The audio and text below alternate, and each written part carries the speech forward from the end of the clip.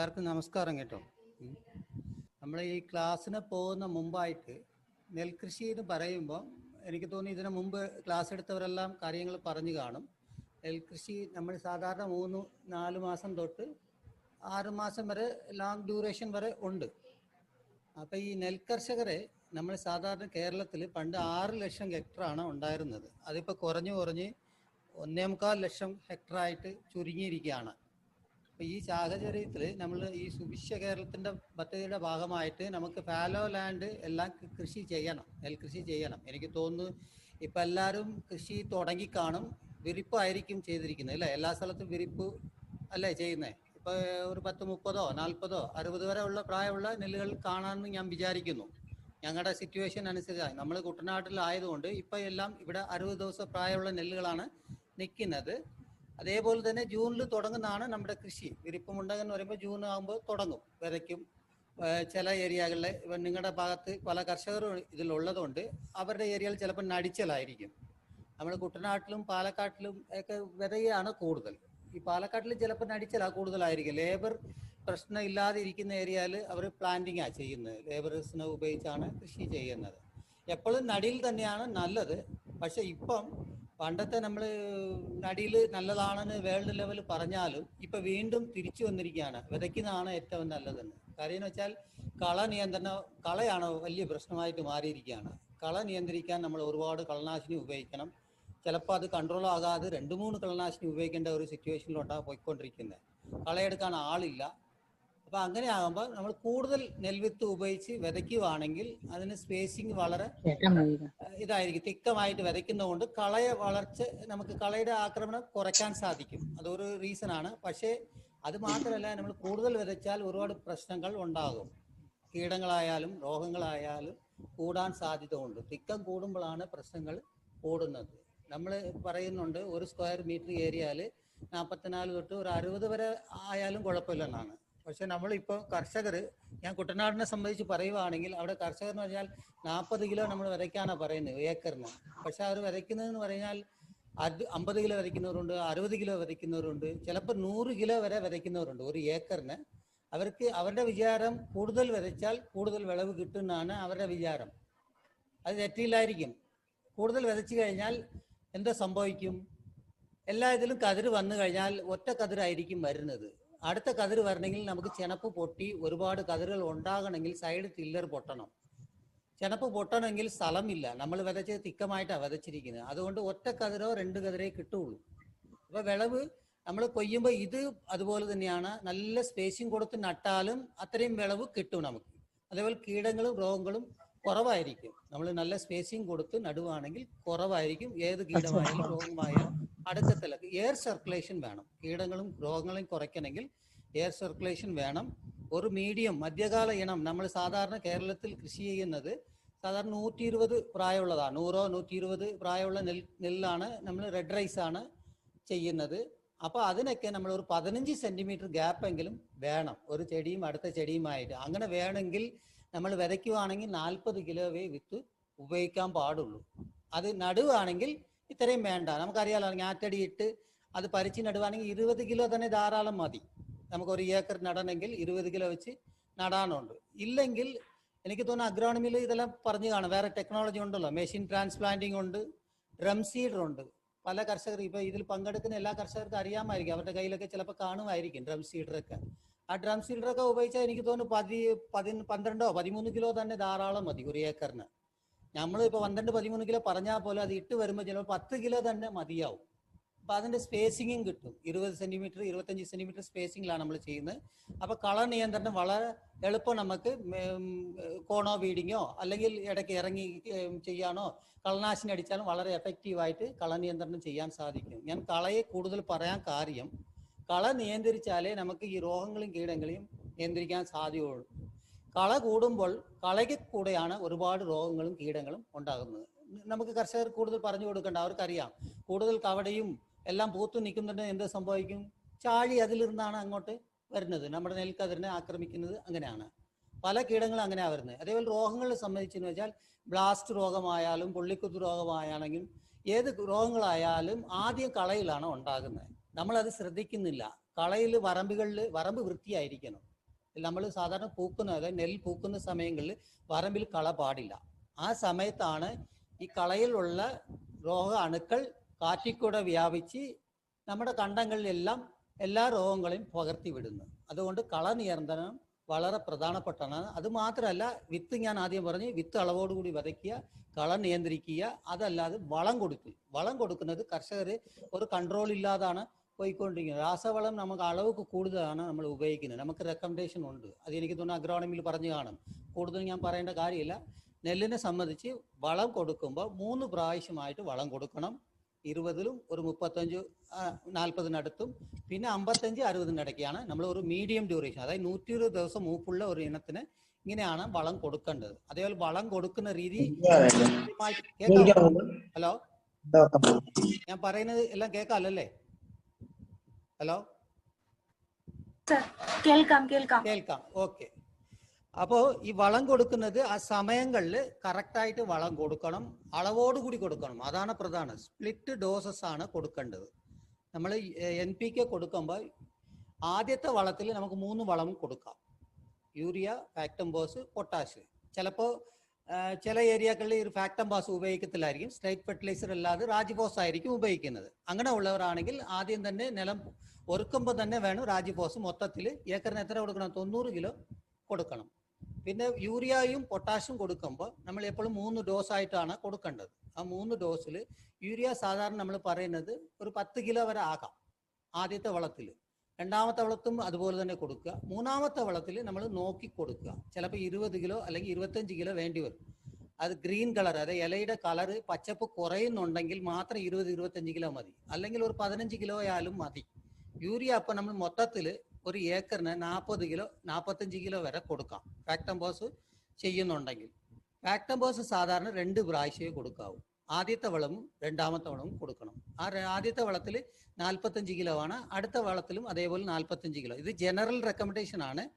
ഇതിൽ നമുക്ക് മാറ്റം വരുത്താൻ, നമ്മുടെ മണ്ണിൽ ഫാക്ടംബോസ് കൂടുതൽ ഉണ്ടെങ്കിൽ അത് കുറച്ച് വേണം, അതനുസരിച്ച് വേണം.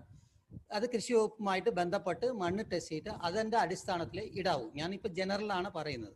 പൊട്ടാഷിന് പറയുമ്പോൾ 3 പ്രാവശ്യം 10 കിലോ വെച്ച് കൊടുക്കാം. ആദ്യത്തെ വളം 10, രണ്ടാമത്തതും 10, മൂന്നാമത്തതും 10. നമ്മൾ രോഗങ്ങളും കീടങ്ങളും വരാതിരിക്കാൻ വേണ്ടി പെത്തോളജി എൻഡോമോളജിയിൽ പറയുന്നത് അവസാനത്തെ വളത്തിൽ വേണമെങ്കിൽ പൊട്ടാഷ് ശകലം കൂടുതൽ കൊടുക്കുക. 50% നമുക്ക് കൂടുതൽ വളം കൊടുക്കാം. രോഗങ്ങളും കീടങ്ങളും വരാതിരിക്കാൻ വേണ്ടിയാണ്, വിളവ് കൂട്ടാനും കൂടെയാണ്. അപ്പോൾ അങ്ങനെയാണ് ഇത് വളം കൊടുക്കുന്നത്. ഇപ്പോൾ വളം കൊടുക്കുന്നതിനെ പറ്റി ഞാൻ പറയാൻ കാര്യം, ഈ വളം കൊടുക്കുന്നതിൽ അനുസരിച്ചാണ് രോഗങ്ങളും കീടങ്ങളും കൂടുന്നത്. നൈട്രജൻ വളം ഒരുപാട് കൊടുത്തു കഴിഞ്ഞാൽ പല രോഗങ്ങളും ഉണ്ടാകാൻ സാധ്യതയുണ്ട്. അപ്പം നമുക്ക് ഇനിയിപ്പം ഇത്രയും പറഞ്ഞു ഒരു കൾട്ടിവേഷൻ ആസ്പെക്റ്റിന്. ഇനിയിപ്പോൾ രോഗങ്ങളെ പറ്റി ഒന്ന് കാണാം. ബാക്കിയെല്ലാം എനിക്ക് തോന്നുന്നു കീടങ്ങളെ പറ്റി പറഞ്ഞു കാണും, ബാക്കി കൾച്ചറൽ ആക്ടിവിറ്റീസ് എല്ലാം പറഞ്ഞു കാണും. ഇപ്പോൾ രോഗങ്ങൾ എന്താണ്, നെല്ലിൽ ഏതൊക്കെ രോഗങ്ങൾ വരാം, അത് എങ്ങനെയാണ് സിംറ്റം കാണിക്കുന്നത്. നിങ്ങൾ നിയന്ത്രണ മാർഗങ്ങൾ പഠിച്ചില്ലെങ്കിലും കുഴപ്പമില്ല. ഞാനിപ്പോൾ കാണിക്കുന്ന പിക്ചർ മാത്രം കാണിച്ച് അത് മനസ്സിലാക്കിയാലും മതി. ആ പിക്ചർ അനുസരിച്ച് അങ്ങനെ രോഗ സിംറ്റം കണ്ടെങ്കിൽ അതിനെ പറ്റിയ കെമിക്കലോ അല്ലെങ്കിൽ സംയോജിത രോഗ രീതിയിൽ നമുക്ക് നിയന്ത്രിക്കാൻ സാധിക്കും. അത് ശ്രമിക്കുക, ആദ്യം ജൈവ രീതിയിൽ ശ്രമിക്കുക. നടന്നില്ലെങ്കിൽ സിവിയർ ആയിട്ട് മാറുമ്പോൾ മാത്രമേ രാസകുമിൾനാശിനി ഉപയോഗിക്കാവൂ. ജൈവ കുമിൾനാശിനികൾ നമുക്ക് ഇഷ്ടം പോലെ ഉണ്ട്, അതൊക്കെ ഉപയോഗിക്കുക. നിയന്ത്രണം കിട്ടാതെ വരുമ്പോൾ മാത്രമേ നമ്മൾ കീടനാശിനി കുമിൾനാശിനി ഉപയോഗിക്കാൻ പാടുള്ളൂ. അപ്പോൾ നമ്മുടെ ക്ലാസ്സിൻ്റെ ആദ്യമായിട്ട് നെല്ലിലെ പ്രധാനപ്പെട്ട രോഗങ്ങൾ എന്തൊക്കെയാണ്, അത് എങ്ങനെ നിയന്ത്രിക്കാം, അത് എങ്ങനെയാണ് പകരുന്നത്, അതിനെ എങ്ങനെ അവോയ്ഡ് ചെയ്യാൻ സാധിക്കും, അതാണ് ഇപ്പോൾ പറയാൻ പോകുന്നത്. ആദ്യമായിട്ട് അപ്പോൾ നെല്ലിലെ പ്രധാനപ്പെട്ട രോഗങ്ങൾ എന്ന് പറയുന്നത് 3 രോഗാണുക്കളാണ് രോഗങ്ങളെ ഉണ്ടാക്കുന്നത് നെല്ലിലെ. നമുക്കറിയാം, കുമിൾ രോഗം, ബാക്ടീരിയൽ രോഗം, വൈറസ് രോഗമാണ്. സാധാരണ മനുഷ്യങ്ങളിൽ കൂടുതൽ വരുന്നത് ബാക്ടീരിയൽ ആൻഡ് വൈറൽ രോഗങ്ങളാണ് കൂടുതൽ ഉണ്ടാകുന്നത്. ഇപ്പം നമ്മൾ കോവിഡ് വരുന്നുണ്ട്. കോവിഡ് നമ്മൾ വൈറസിന് നിയന്ത്രണ മാർഗ്ഗമേ നമുക്കൊന്നും ചെയ്യാൻ പറ്റില്ല. കൺട്രോൾ എന്ന് പറയുന്നത് ഇല്ല, വാക്സിൻ ഇല്ല. അതുപോലെ തന്നെയാണ് ചെടികളിലും. ഏത് ചെടിയായാലും വൈറസ് രോഗം വന്നു കഴിഞ്ഞാൽ നമുക്ക് കൺട്രോൾ ഇല്ല. അതിനെ അതായത് സ്പ്രെഡ് ചെയ്യുന്ന പകർത്തുന്ന വെക്ടറെ കൺട്രോൾ ചെയ്യാതെ വേറെ മാർഗം നമുക്കില്ല. അപ്പോൾ വൈറസിനെ കൺട്രോൾ ചെയ്യുന്നത് ഭയങ്കര പാടാണ്. പക്ഷെ വൈറൽ രോഗം നെല്ലിനെ സംബന്ധിച്ച് 2 രോഗമേ ഉള്ളൂ. അത് ഇവിടെ കേരളത്തിൽ ഇല്ല. കേരളത്തിൽ വരാതാണ് നമ്മൾ നോക്കേണ്ടത്. അത് വിത്തിൽ കൂടിയാണ് ചില സമയങ്ങളിൽ വരുന്നത്. 1984 ആ വൈറസ് ഇവിടെ വന്നിട്ടുള്ളത്. പിന്നെ വന്നില്ല. അത് വന്നു പോയാൽ നമുക്ക് കതിർ പോലും പുറത്തോട്ട് വരത്തില്ല. അങ്ങനെ ഒരു വൈറസ് രോഗമാണ്. ഇപ്പം ഇല്ല. ഞാൻ ഇത് പറയാൻ കാര്യം, പല കർഷകരും അറിയാതെ പല മീറ്റിങ്ങുകളിലും എന്തെങ്കിലും ആത്മയുടെ ഭാഗമായിട്ടോ എവിടെയെങ്കിലും പല സ്ഥലം സന്ദർശിക്കുമ്പം ഏതെങ്കിലും സ്ഥലങ്ങളിൽ വേറെ സംസ്ഥാനത്തിൽ ചെന്നിട്ട് അവിടുത്തെ വിത്ത് ഒരിക്കലും വാങ്ങിച്ചുകൊണ്ട് വരരുത്. നമ്മൾ വിചാരിക്കും അവിടെ നല്ല വിളവാണ്, അതുകൊണ്ട് നമ്മൾ കേരളത്തിൽ കൊണ്ടുപോയാൽ ഇതിനെക്കാട്ടിലും ഡബിൾ വിളവ് കിട്ടും എന്ന് പറഞ്ഞിട്ട് മേടിച്ചുകൊണ്ടൊന്ന് ഇട്ട് കഴിഞ്ഞാൽ നമ്മുടെ കാലാവസ്ഥ വേറെയാണ്. ഇന്നത്തെ ടോപ്പിക് എന്താണ്? കാലാവസ്ഥയാണ്, ഇല്ലേ? ഇങ്ങനെയല്ലേ? കാലാവസ്ഥ അനുസരിച്ചാണ് രോഗങ്ങളും കീടങ്ങളും. അതേപോലെ നമ്മുടെ സിറ്റുവേഷൻ വേറെയാണ്. നമ്മുടെ മണ്ണ് വേറെയാണ്, മറ്റു സംസ്ഥാനത്തിലുള്ള മണ്ണുകൾ വേറെയാണ്. അവിടുത്തെ വളത്തിൻ്റെ ഇതും നമ്മുടെ മൈക്രോബ്സും എല്ലാം വ്യത്യാസമാണ്. അതുകൊണ്ട് ഒരിക്കലും നിങ്ങൾ എവിടെയെങ്കിലും പോയാൽ ദയവായി എന്തു സാധനങ്ങളും മേടിച്ചാലും വിത്ത് മാത്രം പല സ്ഥലങ്ങളിൽ നിന്ന് കൊണ്ടുവന്ന് നമ്മുടെ മണ്ണിലിട്ട് മണ്ണിനെ നശിപ്പിക്കരുത്.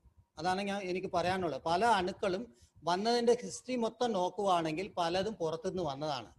ഈ ബാക്ടീരിയൽ രോഗം ഞാനിപ്പോൾ ഇതിൽ പറയാൻ പോകുന്നതും അതേപോലെ പണ്ട് ഇതൊന്നും ഇല്ലായിരുന്നു. ആ ബാക്ടീരിയൽ രോഗം നമ്മൾ 1962 ടായ്ചുങ് എന്ന് പറയുന്ന TN1 എന്ന് പറയുന്ന വരെയിട്ട് ടായ്ചുങ്ങിൽ നിന്ന് നമ്മൾ ഇൻട്രൊഡ്യൂസ് ചെയ്തു കേരളത്തിലോട്ട്. കൂടുതൽ വിളവ് കിട്ടണമെന്ന് പറഞ്ഞ് അപ്പം ചെയ്തപ്പോഴാണ് ആ വിത്തിൽ കൂടെയാണ് ഈ ബാക്ടീരിയൽ രോഗം ആദ്യമായിട്ട് നമ്മുടെ കേരളത്തിൽ വന്നത്. അപ്പോൾ എല്ലാം എടുക്കുവാണെങ്കിൽ പല രോഗങ്ങളും കീടങ്ങളും വരുന്നതെല്ലാം കീടങ്ങളല്ല, മറ്റേ കളകൾ പലതും. നമ്മളിപ്പോൾ മൈസൂർ കവട എന്ന് പറയുന്നു, പേരിൽ തന്നെ ഉണ്ട്. അത് മൈസൂരിൽ നമ്മൾ വിത്ത് നമ്മൾ സ്വയം വിത്ത് ഉണ്ടാക്കാതെ വരുമ്പോൾ എന്താ സംഭവിക്കുന്നത്? വിത്തുകളെല്ലാം പുറത്തുനിന്നാണ് വരുന്നത്. ഗവൺമെന്റ് വാങ്ങിച്ച് തരുന്നത് പലതും സബ്സിഡിയിലും എല്ലാം തരുന്ന വിത്തുകളെല്ലാം പുറത്തുനിന്ന് വരുമ്പോൾ എന്താ സംഭവിക്കുന്നു വെച്ചാൽ അവിടെ ഉള്ള കളകളെല്ലാം അതിൽ പറ്റിപ്പിടിച്ച് ഇവിടെയും കൂടെ വരും. അതിനെ നമ്മൾ വിതയ്ക്കുമ്പോൾ എന്ത് സംഭവിക്കും? ആ കളകൾ ഇവിടെ വ്യാപിക്കും. വരിനെല്ല് കുറവായിരുന്നു നമ്മുടെ ഇവിടെ, ഇപ്പോൾ വരിനെല്ല് കൂടുതലായിട്ട് വരുന്നു. കാര്യം എന്ന് വെച്ചാൽ വിത്ത് നമ്മുടെ വിത്തല്ല. നമ്മൾ വിത്തിനെ കൃഷിഭവനുമായിട്ടാണ് ഡിപ്പെൻഡ് ചെയ്തിരിക്കുന്നത്. എപ്പോഴും പണ്ട് നമ്മൾ കൃഷി ചെയ്തിട്ടുള്ളതാണ്. പണ്ട് തൊട്ട് നമ്മൾ കൃഷി ചെയ്തപ്പോൾ എന്തോ ചെയ്തു? നമ്മുടെ അച്ഛനും അപ്പൂപ്പനൊക്കെ എന്തോ ചെയ്തു? വിത്തുകൾ മാറ്റി വയ്ക്കുമായിരുന്നു. കൊയ്ത് കഴിഞ്ഞാൽ നമ്മൾക്ക് വേണ്ടി ഒരു ഏക്കറിന് ഒരു 40 കിലോ മാറ്റി വയ്ക്കുകയാണെങ്കിൽ നമുക്ക് ധൈര്യമായിട്ട് കൃഷി ചെയ്യാം. അതിനകത്ത് ഒരു കേടുള്ളെന്ന് നമുക്ക് ധൈര്യമായിട്ട് പറയാം. കഴിഞ്ഞ കൃഷിയിൽ എന്തൊക്കെ കേടുണ്ടായിരുന്നോ അത് മാത്രമേ വരത്തുള്ളൂ. ഇതങ്ങനെയല്ല. നമ്മൾ പുറമേ ഇരുന്ന് വാങ്ങിക്കുവാണ്. കർണാടക സീഡ് കോർപ്പറേഷനിൽ നിന്ന് വാങ്ങിക്കുന്നു, നാഷണൽ സീഡ് കോർപ്പറേഷനിൽ നിന്ന് വാങ്ങിക്കുന്നു. പല സ്ഥലത്തുനിന്ന് പുറത്ത് അവർ ട്രയൽ എടുത്ത് അതിൻ്റെ വിത്ത് കൊണ്ടുവന്നിട്ടാണ് ഇവിടെ വിതയ്ക്കുന്നത്. അപ്പോൾ അതിൽ സീഡിൽ കൂടെ എന്ത് വന്നാലും അവിടെ ഒരു ബ്ലാസ്റ്റ് രോഗം വന്നിരുന്നെങ്കിൽ ആ വിത്തിൽ ഉണ്ടാവും അതിൻ്റെ അണുക്കൾ. അത് കൊണ്ടുവന്നാണ് നമ്മളിവിടെ വിതയ്ക്കുന്നത്. അപ്പോൾ ഇവിടെ ഇത് വളർന്നു വരുമ്പോൾ ഒരു 45-50 ദിവസം കഴിയുമ്പോൾ ആ ബ്ലാസ്റ്റ് രോഗം നമ്മുടെ ചെടിയിൽ കാണിക്കും. ഒരു പ്രാവശ്യം വന്നു കഴിഞ്ഞാൽ ആ രോഗം പോകത്തില്ല. കാര്യം വെച്ചാൽ അത് കാറ്റിക്കൂടെ പകരും. കാറ്റിക്കൂടെ പകർന്ന് തൊട്ടടുത്ത് നമ്മുടെ പാടങ്ങളിൽ തന്നെ വരമ്പുകളിലുള്ള കളയിലോട്ട് വ്യാപിക്കും. കളയിൽ വന്നു കഴിഞ്ഞാൽ നീ ഒരിക്കലും പോകത്തില്ല. അവിടെ ഇനാക്കുളമാണ്. അടുത്തടുത്ത കൃഷി ഇറക്കുമ്പോൾ ആദ്യം കളയിൽ നിന്നാണ് ഇങ്ങോട്ട് വരുന്നതാണ്. അതുകൊണ്ടാണ് ഞാൻ പറഞ്ഞത് കളനിയന്ത്രണം പ്രധാനമാണ്. വിത്ത് നമ്മൾ സ്വന്തം വിത്ത് ഉപയോഗിക്കാൻ ശ്രമിക്കണം. നമ്മളിപ്പോൾ എല്ലാം ഡിപ്പാർട്ട്മെന്റ് സബ്സിഡി ആയിട്ടും ഫ്രീ ആയിട്ടും തരുന്നത് കൊണ്ട് നമ്മൾ എന്താ ചെയ്യുന്നത്? കൊയ്തതും തന്നെ എല്ലാം നമുക്ക് വേണ്ടി ഒന്നും മാറ്റി വയ്ക്കുന്നില്ല. വിത്തായിട്ടും എടുക്കത്തില്ല, കഴിക്കാൻ പോലും എടുത്തു വയ്ക്കത്തില്ല. എല്ലാം മൊത്തം കൊടുത്തയക്കുക. കടയിൽ ചെന്നിട്ട് അരി വാങ്ങിച്ച് കഴിക്കുന്ന ഒരു സിറ്റുവേഷനിലോട്ടാണ് നമ്മൾ പോയിക്കൊണ്ടിരിക്കുന്നത്. അത് വീണ്ടും നമ്മൾ പഴയ രീതിയിൽ തന്നെ വരണം. അപ്പൊ ഇതിൽ പ്രധാനപ്പെട്ട രോഗങ്ങൾ എന്ന് പറഞ്ഞാൽ കുമിൾ രോഗമാണ് പ്രധാനം. നെല്ലിനെ സംബന്ധിച്ച് കുമിൾ രോഗമാണ് കൂടുതൽ വരുന്നത്. ഒരു ബാക്ടീരിയൽ രോഗം വരുന്നുണ്ട്, 2 വൈറസ് രോഗം വരുന്നുണ്ട്. ഇതാണ് കുമിൾ രോഗങ്ങൾ. പോള രോഗം അതായത് അവിച്ചൽ എന്നാ പറയുന്നത്, അവിഞ്ഞു പോകുന്നതാണ് ചെടി. അടുത്തത് ബ്ലാസ്റ്റ് അല്ലെങ്കിൽ കുലവാട്ടം. മൂന്നാമത്തേന്ന് പറയുമ്പോൾ പോളച്ചീയലാണ്. 4ാമത് പുള്ളിക്കുത്തു രോഗം.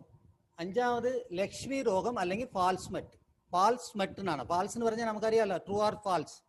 അത് സ്മറ്റ് എന്ന് പറയുന്ന ഡിസീസിനെ പോലെ തന്നെ ഇരിക്കും, പക്ഷെ അത് ഫാൾസ് ആണ്.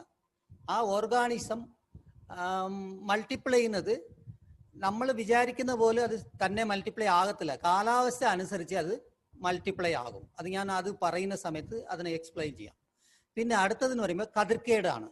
കതിർക്കേട് ഇപ്പോൾ ഒരുപാട് വരുന്നുണ്ട്. കതിർ കേടായി പോകുന്നു. അതിൻ്റെ കാരണങ്ങൾ എന്താണെന്ന് നമുക്ക് നോക്കാം. പിന്നെ ബാക്ടീരിയ ഇലക്കരിച്ചലാണ്. ബാക്ടീരിയയെ സംബന്ധിച്ച് ഒറ്റ ഒരു രോഗമേ ഉള്ളൂ, ആ ബാക്ടീരിയ ഇലകരിച്ചലാണ്. അപ്പം ഇതാണ് പോള രോഗം എന്ന് പറയുന്നത്, അവിച്ചൽ. അതിൽ കാണാം, ആദ്യത്തെ പിക്ചറിൽ എന്തോ കണ്ടു? ഒരു പച്ച കളറിൽ ഒരു പൊള്ളലുണ്ടാവും ആദ്യം. 2ാമത്തെ പിക്ചർ കണ്ടോ? അത് വ്യാപിക്കും, അത് പോളയിലോട്ട് വ്യാപിക്കും. 3ാമതായിട്ട് കാണുന്നത് ഇലയാണ്. ഇലയിലെല്ലാം പൊള്ളലുണ്ടാവും, ഇല മൊത്തം പൊള്ളിപ്പോവും. ഇതാണ് അവിച്ചൽ രോഗം എന്ന് പറയുന്നത്. ലാസ്റ്റിൽ സംഭവിക്കുന്നത് ആ പൊള്ളിയ സ്ഥലങ്ങളിലെല്ലാം ഒരു കടുകുമണി രൂപത്തിൽ തരിതരിയായിട്ട് അതിൻ്റെ അണുക്കളെ കാണാവോ? ഈ പിക്ചറിൽ കടുകുമണി രൂപത്തിൽ തരിതരിയായിട്ട് അതിൻ്റെ അണുക്കളുണ്ടാവും. ഈ അണുക്കൾ കൊയ്യുന്ന സമയത്ത് താഴെ വീഴും. നമ്മൾ ചെത്തി എടുക്കുന്ന സമയത്ത് താഴെ വീഴുന്നു കഴിഞ്ഞാൽ മണ്ണിൽ കൂടെയാണ് ഇത് വ്യാപിക്കുന്നത്. ഈ രോഗം മണ്ണിൽ കൂടെയാണ് വ്യാപിക്കുന്നതാണ് ഈ പോള രോഗം. ഇപ്പോൾ പ്രധാനപ്പെട്ടത് ഇത് വിത്തിക്കൂടെ അല്ല, ഈ രോഗം മണ്ണിൽ കൂടെയാണ് വ്യാപിക്കുന്നത്. പിന്നെ വെള്ളത്തിലും കൂടെ പകരും, കച്ചിക്കുറ്റിയിലും കിടക്കും. പഴയ കച്ചിക്കുറ്റി ഇപ്പൊ നമ്മൾ കൊയ്യുന്നതെല്ലാം പലരും, ഞാനിപ്പോൾ ജനറലായിട്ടാണ് പറയുന്നത്, കുട്ടനാടിനെ സംബന്ധിച്ച് കച്ചിയെല്ലാം മാറ്റാറില്ല. ഇവർ പകുതി കൊയ്യും, പകുതി അതിൻ്റെ താഴെ കിടക്കും. അത് വീണ്ടും വെള്ളം കയറ്റി മൊത്തം ഇതാക്കി ചീഞ്ഞിട്ട് ഇടും. അപ്പൊ ആ കച്ചിലുള്ള ഈ അണുക്കൾ മണ്ണിൽ തന്നെ കിടന്ന് അടുത്ത കൃഷിയിലോട്ടും ഇത് ഉണ്ടാകും. ഇത് എത്ര വെള്ളത്തിൽ മുക്കിയാലും 20 മാസം വരെ ഇത് മണ്ണിൽ സർവൈവ് ചെയ്യാനുള്ള ഒരു കഴിവാണ്. വെള്ളം കയറ്റുമ്പോൾ ഇത് പൊങ്ങി വരും മുകളിലോട്ട്, വെള്ളത്തിന്റെ മുകളിലോട്ട്. വെള്ളം ഇറക്കുമ്പോൾ താഴോട്ട് വീണ്ടും മണ്ണിലോട്ട് പോകും. അങ്ങനെയാണ് ഈ രോഗം വരുന്നത്. അപ്പൊ ഇതിന്റെ ലക്ഷണങ്ങളും അനുകൂല സാഹചര്യം എല്ലാം കൂടെ നോക്കാം. ഇത് ശരിക്കും റൈസെക്ടോണിയ സൊലാന എന്ന് പറയുന്ന ഒരു കുമിളാണ് ഇത് ഉണ്ടാക്കുന്നത്. ഇതൊരു കുമിൾ രോഗമാണ്. ഞാൻ പറഞ്ഞതുപോലെ തിളച്ച വെള്ളം വീണ് പൊള്ളിയ പോലുള്ള പാടുകളാണ് ഇലയിലും പോളയിലും നമുക്ക് കാണാം. ആദ്യം ചെടികൾ അവിഞ്ഞ് താഴുന്നു, വട്ടം വട്ടം അവിയും. നമ്മളിപ്പോൾ വിതച്ചോ നട്ട ഭാഗങ്ങൾ ഒരു വട്ടത്തിൽ ദൂരത്തുനിന്ന് കാണുമ്പോൾ ഒരു 60 ദിവസം കഴിയുമ്പോൾ ഒരു വട്ടത്തിൽ കരിച്ചലുണ്ടാകും. നമ്മൾ അടുത്ത് ചെന്ന് നോക്കിയാൽ അവിടെയെല്ലാം ചെടികളെല്ലാം ഞാനിപ്പോൾ പറഞ്ഞതുപോലെ പൊള്ളലുണ്ടായി കറിഞ്ഞിട്ട് താഴുമായിരിക്കും, അവിഞ്ഞ് താഴുമായിരിക്കും. പിന്നെ തണ്ടുകളിൽ ചാര നിറത്തിലുള്ള, ഞാൻ പറഞ്ഞില്ല, കടുകുമണി രൂപത്തിലുള്ള വലിപ്പമുള്ള സ്ക്ലിറോഷ്യാവെ കാണാം. അത് മിക്കവാറും മെച്യൂർ ആകുമ്പോൾ, അതായത് ഹാർവെസ്റ്റ് ചെയ്യുന്നതിന് തൊട്ട് മുമ്പാണ് ഈ സ്ക്ലിറോഷ്യാവെ നമ്മൾ ചെടികളിൽ കാണുന്നത്. അത് എങ്ങനെയാണ് അതിൻ്റെ സാഹചര്യം എന്ന് പറയുമ്പോൾ, നമ്മുടെ കേരളം എന്ന് പറയുമ്പോൾ എന്താണ്, അന്തരീക്ഷ ആർദ്രത എന്ന് പറയുമ്പോൾ 96-97% ഈർപ്പമുള്ളൂ നമ്മുടെ അറ്റ്മോസ്ഫിയറിൽ. മറ്റേ സംസ്ഥാനത്തിന് പറഞ്ഞാൽ അവിടെ വെള്ളം ഇല്ല, വെള്ളം കുറവാണ്. ഇവിടെ സറൗണ്ടിങ് ഏരിയ മൊത്തം വെള്ളമായതുകൊണ്ട് നമ്മുടെ 96-97% ഈ ഈർപ്പം നമ്മുടെ അറ്റ്മോസ്ഫിയറിൽ തന്നെ ഉണ്ട്. നമുക്കറിയാം, രാവിലെ നമ്മൾ കുളിച്ചിട്ട് ഇറങ്ങുമ്പോൾ തന്നെ ഒരു 10 മിനിറ്റ് കഴിയുമ്പോൾ തന്നെ നമുക്ക് വിയർക്കാൻ തുടങ്ങും. അതിന്റെ കാരണം എന്താണ്? ഭയങ്കര ഈർപ്പമുണ്ട് നമ്മുടെ അറ്റ്മോസ്ഫിയറിൽ. 96-97% പുഴുങ്ങുന്നു എന്ന് പറയുന്നില്ലേ, അങ്ങനെ വരുന്ന കൊണ്ടാണ് ഈ രോഗാണുക്കൾ വ്യാപിക്കാനും അത് മൾട്ടിപ്ലൈ ആകാനും സാധ്യതയാണ്. അതേപോലെ നമ്മുടെ കാലാവസ്ഥ എന്ന് പറയുമ്പോൾ ഭയങ്കര ചൂടാണ്, ഇല്ലേ? 30-32, നല്ല മഴയും പെയ്യുന്നുണ്ട്, ഭയങ്കര ചൂടും ആയിരിക്കും. നമുക്ക് കഴിഞ്ഞ ആഴ്ച വരെ ഭയങ്കര മഴയായിരുന്നു. ഇപ്പൊ കണ്ടോ, ഈ ഒരാഴ്ചയായിട്ട് നമുക്ക് ഇരിക്കാൻ പോലും പറ്റുന്നില്ല, അത്രയ്ക്ക് ചൂടാണ്. 30-32-34 ഡിഗ്രി സെൽഷ്യസിലാണ് ഇപ്പൊ ചൂടുള്ളത്. ആ ക്ലൈമറ്റ് ഉണ്ടെങ്കിൽ ഈ അവിച്ചൽ രോഗം ഉണ്ടാകും. പിന്നെ ഞാൻ നേരത്തെ പറഞ്ഞതുപോലെ തിങ്ങിയ ഞാറ്, അതായത് കൂടുതൽ വിതച്ചു കഴിഞ്ഞാൽ തിക്കം കൂടുതലായിരിക്കും. അപ്പൊ ഞാറുകളെല്ലാം അവിയാൻ തുടങ്ങും. ഒരു ചെടി അവിഞ്ഞു കഴിഞ്ഞാൽ തൊട്ടടുത്തടുത്ത്, ഇതെല്ലാം ഫിസിക്കൽ ടച്ചാണ്. ഒരു ചെടി അടുത്ത ചെടിയെ തൊടുമ്പോൾ ഇതിലുള്ള അണുക്കൾ അങ്ങോട്ട് ടച്ചാവും, അടുത്തടുത്ത ചെടിയും അവിയും. അതുകൊണ്ടാണ് ഇത് വട്ടം വട്ടം അവിയുന്നത്. ഇത് നമ്മുടെ പാടങ്ങളിൽ മൊത്തത്തിൽ വരത്തില്ല, വട്ടം വട്ടം അവിഞ്ഞ് വ്യാപിച്ചുകൊണ്ടേയിരിക്കും ഫിസിക്കൽ ടച്ചിൽ കൂടെ. പിന്നെ അമിതമായ നൈട്രജൻ വളപ്രയോഗം. നൈട്രജൻ വളം വളരെ പ്രധാനപ്പെട്ടതാണ്. ഞാൻ നേരത്തെ പറഞ്ഞ പോലെ അളവോടുകൂടി 3 പ്രാവശ്യമായിട്ട് ഇടണം. പല കർഷകരും 2 വളവേ കൊടുക്കുന്നുള്ളൂ. ചിലർ ലാഭിക്കാൻ, ഇടുകൂലി ലാഭിക്കാൻ വേണ്ടി 3 പ്രാവശ്യം ഇടേണ്ട അതേ വളത്തിന് 2 പ്രാവശ്യമായിട്ട് കൂടുതൽ നൈട്രജൻ കൊടുക്കും. കൂടുതൽ യൂറിയ കൊടുത്താൽ നല്ലവണ്ണം വളർച്ച കിട്ടും, ഭയങ്കര വിളവ് കിട്ടും എന്നാണ് അവരുടെ ഇത്. പക്ഷെ അത് ഒത്തു കിട്ടിയാലേ ഉള്ളൂ. ചില സമയത്ത് ഈ കീടങ്ങളും രോഗങ്ങളും മുന്നയോ അല്ലെങ്കിൽ ഞാൻ പറഞ്ഞ പോലെ ഈ അവിച്ചൽ രോഗങ്ങൾ വന്നു പോയാൽ ചെടികളെല്ലാം അവിഞ്ഞ് താഴാൻ തുടങ്ങും. അതുകൊണ്ട് നമ്മൾ ഒരിക്കലും ഏത് വളം കൂട്ടിക്കൊടുത്താലും നൈട്രജൻ വളം കൂട്ടിക്കൊടുക്കാൻ പാടില്ല. പിന്നെ പൊട്ടാഷിന്റെ കുറവ് വരുമ്പോഴാണ് ഈ രോഗങ്ങളൊക്കെ കൂടുന്നത്. അപ്പം ഞാൻ നേരത്തെ പറഞ്ഞ പോലെ പൊട്ടാഷ് 3 പ്രാവശ്യമായിട്ട് കൊടുക്കണം, 10 കിലോ വെച്ച്. അവസാനത്തെ വളത്തിന്റെ കൂടെ വേണമെങ്കിൽ പൊട്ടാഷ് 10-ന് പകരം 15 കിലോ വരെ നമുക്ക് കൊടുക്കാം. അപ്പോൾ രോഗത്തിന് ഒരുവിധം നിയന്ത്രിക്കാൻ സാധിക്കും. ഇത് എങ്ങനെ പകരുന്നതെന്ന് ഞാൻ നേരത്തെ പറഞ്ഞു. മണ്ണിലാണ് ഇത് വീഴുന്നത്, മണ്ണിലാണ് ഇതിൻ്റെ അണുക്കൾ ഇരിക്കുന്നത്. അതുകൊണ്ട് മണ്ണിൽ നിന്നാണ് ആദ്യം ഇത് വ്യാപിക്കുന്നത്, ഈ രോഗാണുക്കൾ. അത് പിന്നെ കച്ചിക്കുറ്റി, അവിടെ കിടക്കുന്ന കച്ചിക്കുറ്റി കൊണ്ടാണ് ഇത് വ്യാപിക്കുന്നത്. വെള്ളം ഒരു പ്രധാനപ്പെട്ടതാണ്. ഇവ കുട്ടനാടിനെ പറയുവാണെങ്കിൽ ഇവിടെ വെള്ളം കയറ്റുന്ന പരിപാടിയുണ്ട്. പല കർഷകർക്കും അറിയാമോ എന്ന് എനിക്കറിയത്തില്ല. ഇവിടെ കുട്ടനാടിനെ വന്ന് കണ്ടു കാണത്തില്ലായിരിക്കും. ഈ തൂമ്പ് തുറന്നു കഴിഞ്ഞാൽ വെള്ളം ഒറ്റയടിക്ക് ഒരു കർഷകന്റെ അടുത്ത കർഷകന്റെ ഇങ്ങനെ കടന്ന് പോകും. ഒരു ചാലൊന്നും ഇല്ല. അങ്ങനെ ആകുമ്പോൾ ഒരു കണ്ടത്തിലിരിക്കുന്ന ഈ അണുക്കളെ അടുത്തടുത്ത കണ്ടത്തിലോട്ട് വെള്ളത്തിൽ കൂടെയാണ് ഇത് വ്യാപിക്കുന്നത്. അപ്പൊ വെള്ള നിയന്ത്രണം വളരെ പ്രധാനപ്പെട്ടതാണ്. ഈ രോഗം വരാതിരിക്കാൻ നമ്മൾ അളവോടുകൂടി പ്രത്യേകം കാനാൽ ഉണ്ടാക്കി അവരവരുടെ പ്ലോട്ടിൽ സെപ്പറേറ്റ് ആയിട്ട് വെള്ളം കയറ്റി വിടുവാണെങ്കിൽ ഈ രോഗത്തിന് കുറയ്ക്കാൻ സാധിക്കും. പിന്നെ ഇതിനെ നിയന്ത്രിക്കുന്നത് ഞാൻ പറഞ്ഞ പോലെ സംയോജിത രീതിയിൽ നിയന്ത്രിക്കാം. പിന്നെ നമ്മൾ റെസിസ്റ്റന്റ് വെറൈറ്റി ഉപയോഗിക്കുക. ഇപ്പൊ ഈ രോഗം ഏത് വെറൈറ്റിയിലാണ്, നിങ്ങളിപ്പോൾ ഒരു കൃഷി ചെയ്യുന്ന വെറൈറ്റിയിൽ ഇതുപോലെ വട്ടം വട്ടം താഴ്ന്ന് അവിഞ്ഞു പോകുന്നുണ്ട്, കൂടുതൽ അവിച്ചൽ രോഗം വരുന്നുണ്ടെങ്കിൽ ആ വെറൈറ്റിയെ മാറ്റുക. അടുത്ത പ്രാവശ്യം വേറെ വെറൈറ്റി കൃഷി ചെയ്യുക. അതിന് പ്രധാനപ്പെട്ടത് പവിഴം, മകം, ഇതെല്ലാം മങ്കൊമ്പ് വെറൈറ്റിയാണ്. ഗൗരി, ഇങ്ങനെ കുറേ വെറൈറ്റീസ് ഇതിന് റെസിസ്റ്റന്റ് ആയിട്ടുള്ള വെറൈറ്റിയാണ്. അത് കൃഷി ചെയ്യുവാണെങ്കിൽ അവിച്ചൽ രോഗത്തിന് നമുക്ക് നിയന്ത്രിക്കാൻ സാധിക്കും. പിന്നെ രണ്ടാമത്തെ രോഗം എന്ന് പറഞ്ഞാൽ ബ്ലാസ്റ്റ് രോഗമാണ്. ബ്ലാസ്റ്റിന് അഥവാ ഏതാ കുലവാട്ടം എന്നാണ് നമ്മൾ പറയുന്നത്. ഈ കുലവാട്ട രോഗം എന്ന് പറയാൻ കാര്യം അതിൻ്റെ ഇയർ ഹെഡ് കുല ഒടിഞ്ഞു പോകും. ഇത് വന്നു കഴിഞ്ഞാൽ ഒടിഞ്ഞു പോകും. ആദ്യം തുടങ്ങുന്നത് ഇലയിലാണ്. ഇലയിൽ കുത്തു തുടങ്ങും. ആദ്യത്തെ ആ പിക്ചർ കണ്ടോ, അതിൽ ആദ്യം ഒരു മഞ്ഞളിപ്പോൾ തോന്നും. അതിലെല്ലാം കുത്തുകൾ നല്ലവണ്ണം നോക്കിക്ക്. കുത്തുകൾ നമ്മുടെ കണ്ണിൻ്റെ ഷേപ്പിലാണ്. നമ്മൾ കണ്ണ് എങ്ങനെയായിരിക്കുന്നത്, രണ്ട് സൈഡ് കൂർന്നിരിക്കും, നടുക്ക ബൽജായിരിക്കും. ഐ ഷേപ്പാണ്. ഇതിന് ഐ ഷേപ്പ് സ്പോട്ട് എന്നാണ് പറയുന്നത്. അതിൻ്റെ ചുറ്റിലും ഡാർക്ക് ആ ബ്രൗൺ കളറും നടുക്ക ചാര നിറമായിരിക്കും ഈ കുത്തു. ഞാൻ ഇത്രയും കൂടുതൽ പറയാൻ കാര്യം ഇനിയൊരു പുള്ളിക്കുത്ത് രോഗം വരുന്നുണ്ട്. അതും ഇതും തമ്മിൽ തിരിച്ചറിയാൻ വേണ്ടിയാണ്. ഇത് ഇച്ചിരി ഡേഞ്ചറസ് ആണ്. ഈ ബ്ലാസ്റ്റ് രോഗം എന്ന് പറഞ്ഞാൽ കതിർ ഒടിഞ്ഞു പോകുന്ന ഒരു രോഗമാണ്. അതുകൊണ്ട് ഈ രോഗത്തിൻ്റെ ആദ്യത്തെ സിംറ്റം ഇലയിലാണ് കാണിക്കുന്നത്. ഇതുപോലാണ് കാണിക്കുന്നത്. കുത്തുകൾ ഐ ലീഫ് സ്പോട്ടാണ്. ചാര നിറമുണ്ടാവും കുത്തുകളിൽ. പിന്നെ ആ കുത്തുകൾ തമ്മിൽ യോജിപ്പിച്ച് ഇല മൊത്തം കരിയാൻ തുടങ്ങും. ഇല കരിഞ്ഞു പോകും. നമ്മൾ വിചാരിക്കും ചിലപ്പോൾ ബാക്ടീരിയ ഇല കരിച്ചിലായിരിക്കുമെന്ന്. ആദ്യമേ നമ്മൾ നോക്കിയിരുന്നെങ്കിൽ കുത്തായിരിക്കും ആദ്യം തുടങ്ങിയത്. അവിടെ കുത്തുകൾ തമ്മിൽ യോജിപ്പിച്ചിട്ടായിരിക്കും ആ ഇലയെല്ലാം കരിഞ്ഞു പോകും. അപ്പം അത് നമ്മൾ ആദ്യം തന്നെ കർഷകർ, ഞാനിത് പറയാൻ കാര്യം, കർഷകർ നമ്മൾ കണ്ടത്തിൽ എല്ലാ ദിവസവും പോകണം. മോണിറ്ററിങ് വളരെ പ്രധാനപ്പെട്ടതാണ്. കണ്ടത്തിന് ചുറ്റി വരമ്പുകൾ നടന്ന് എല്ലാം ചുറ്റി നോക്കണം.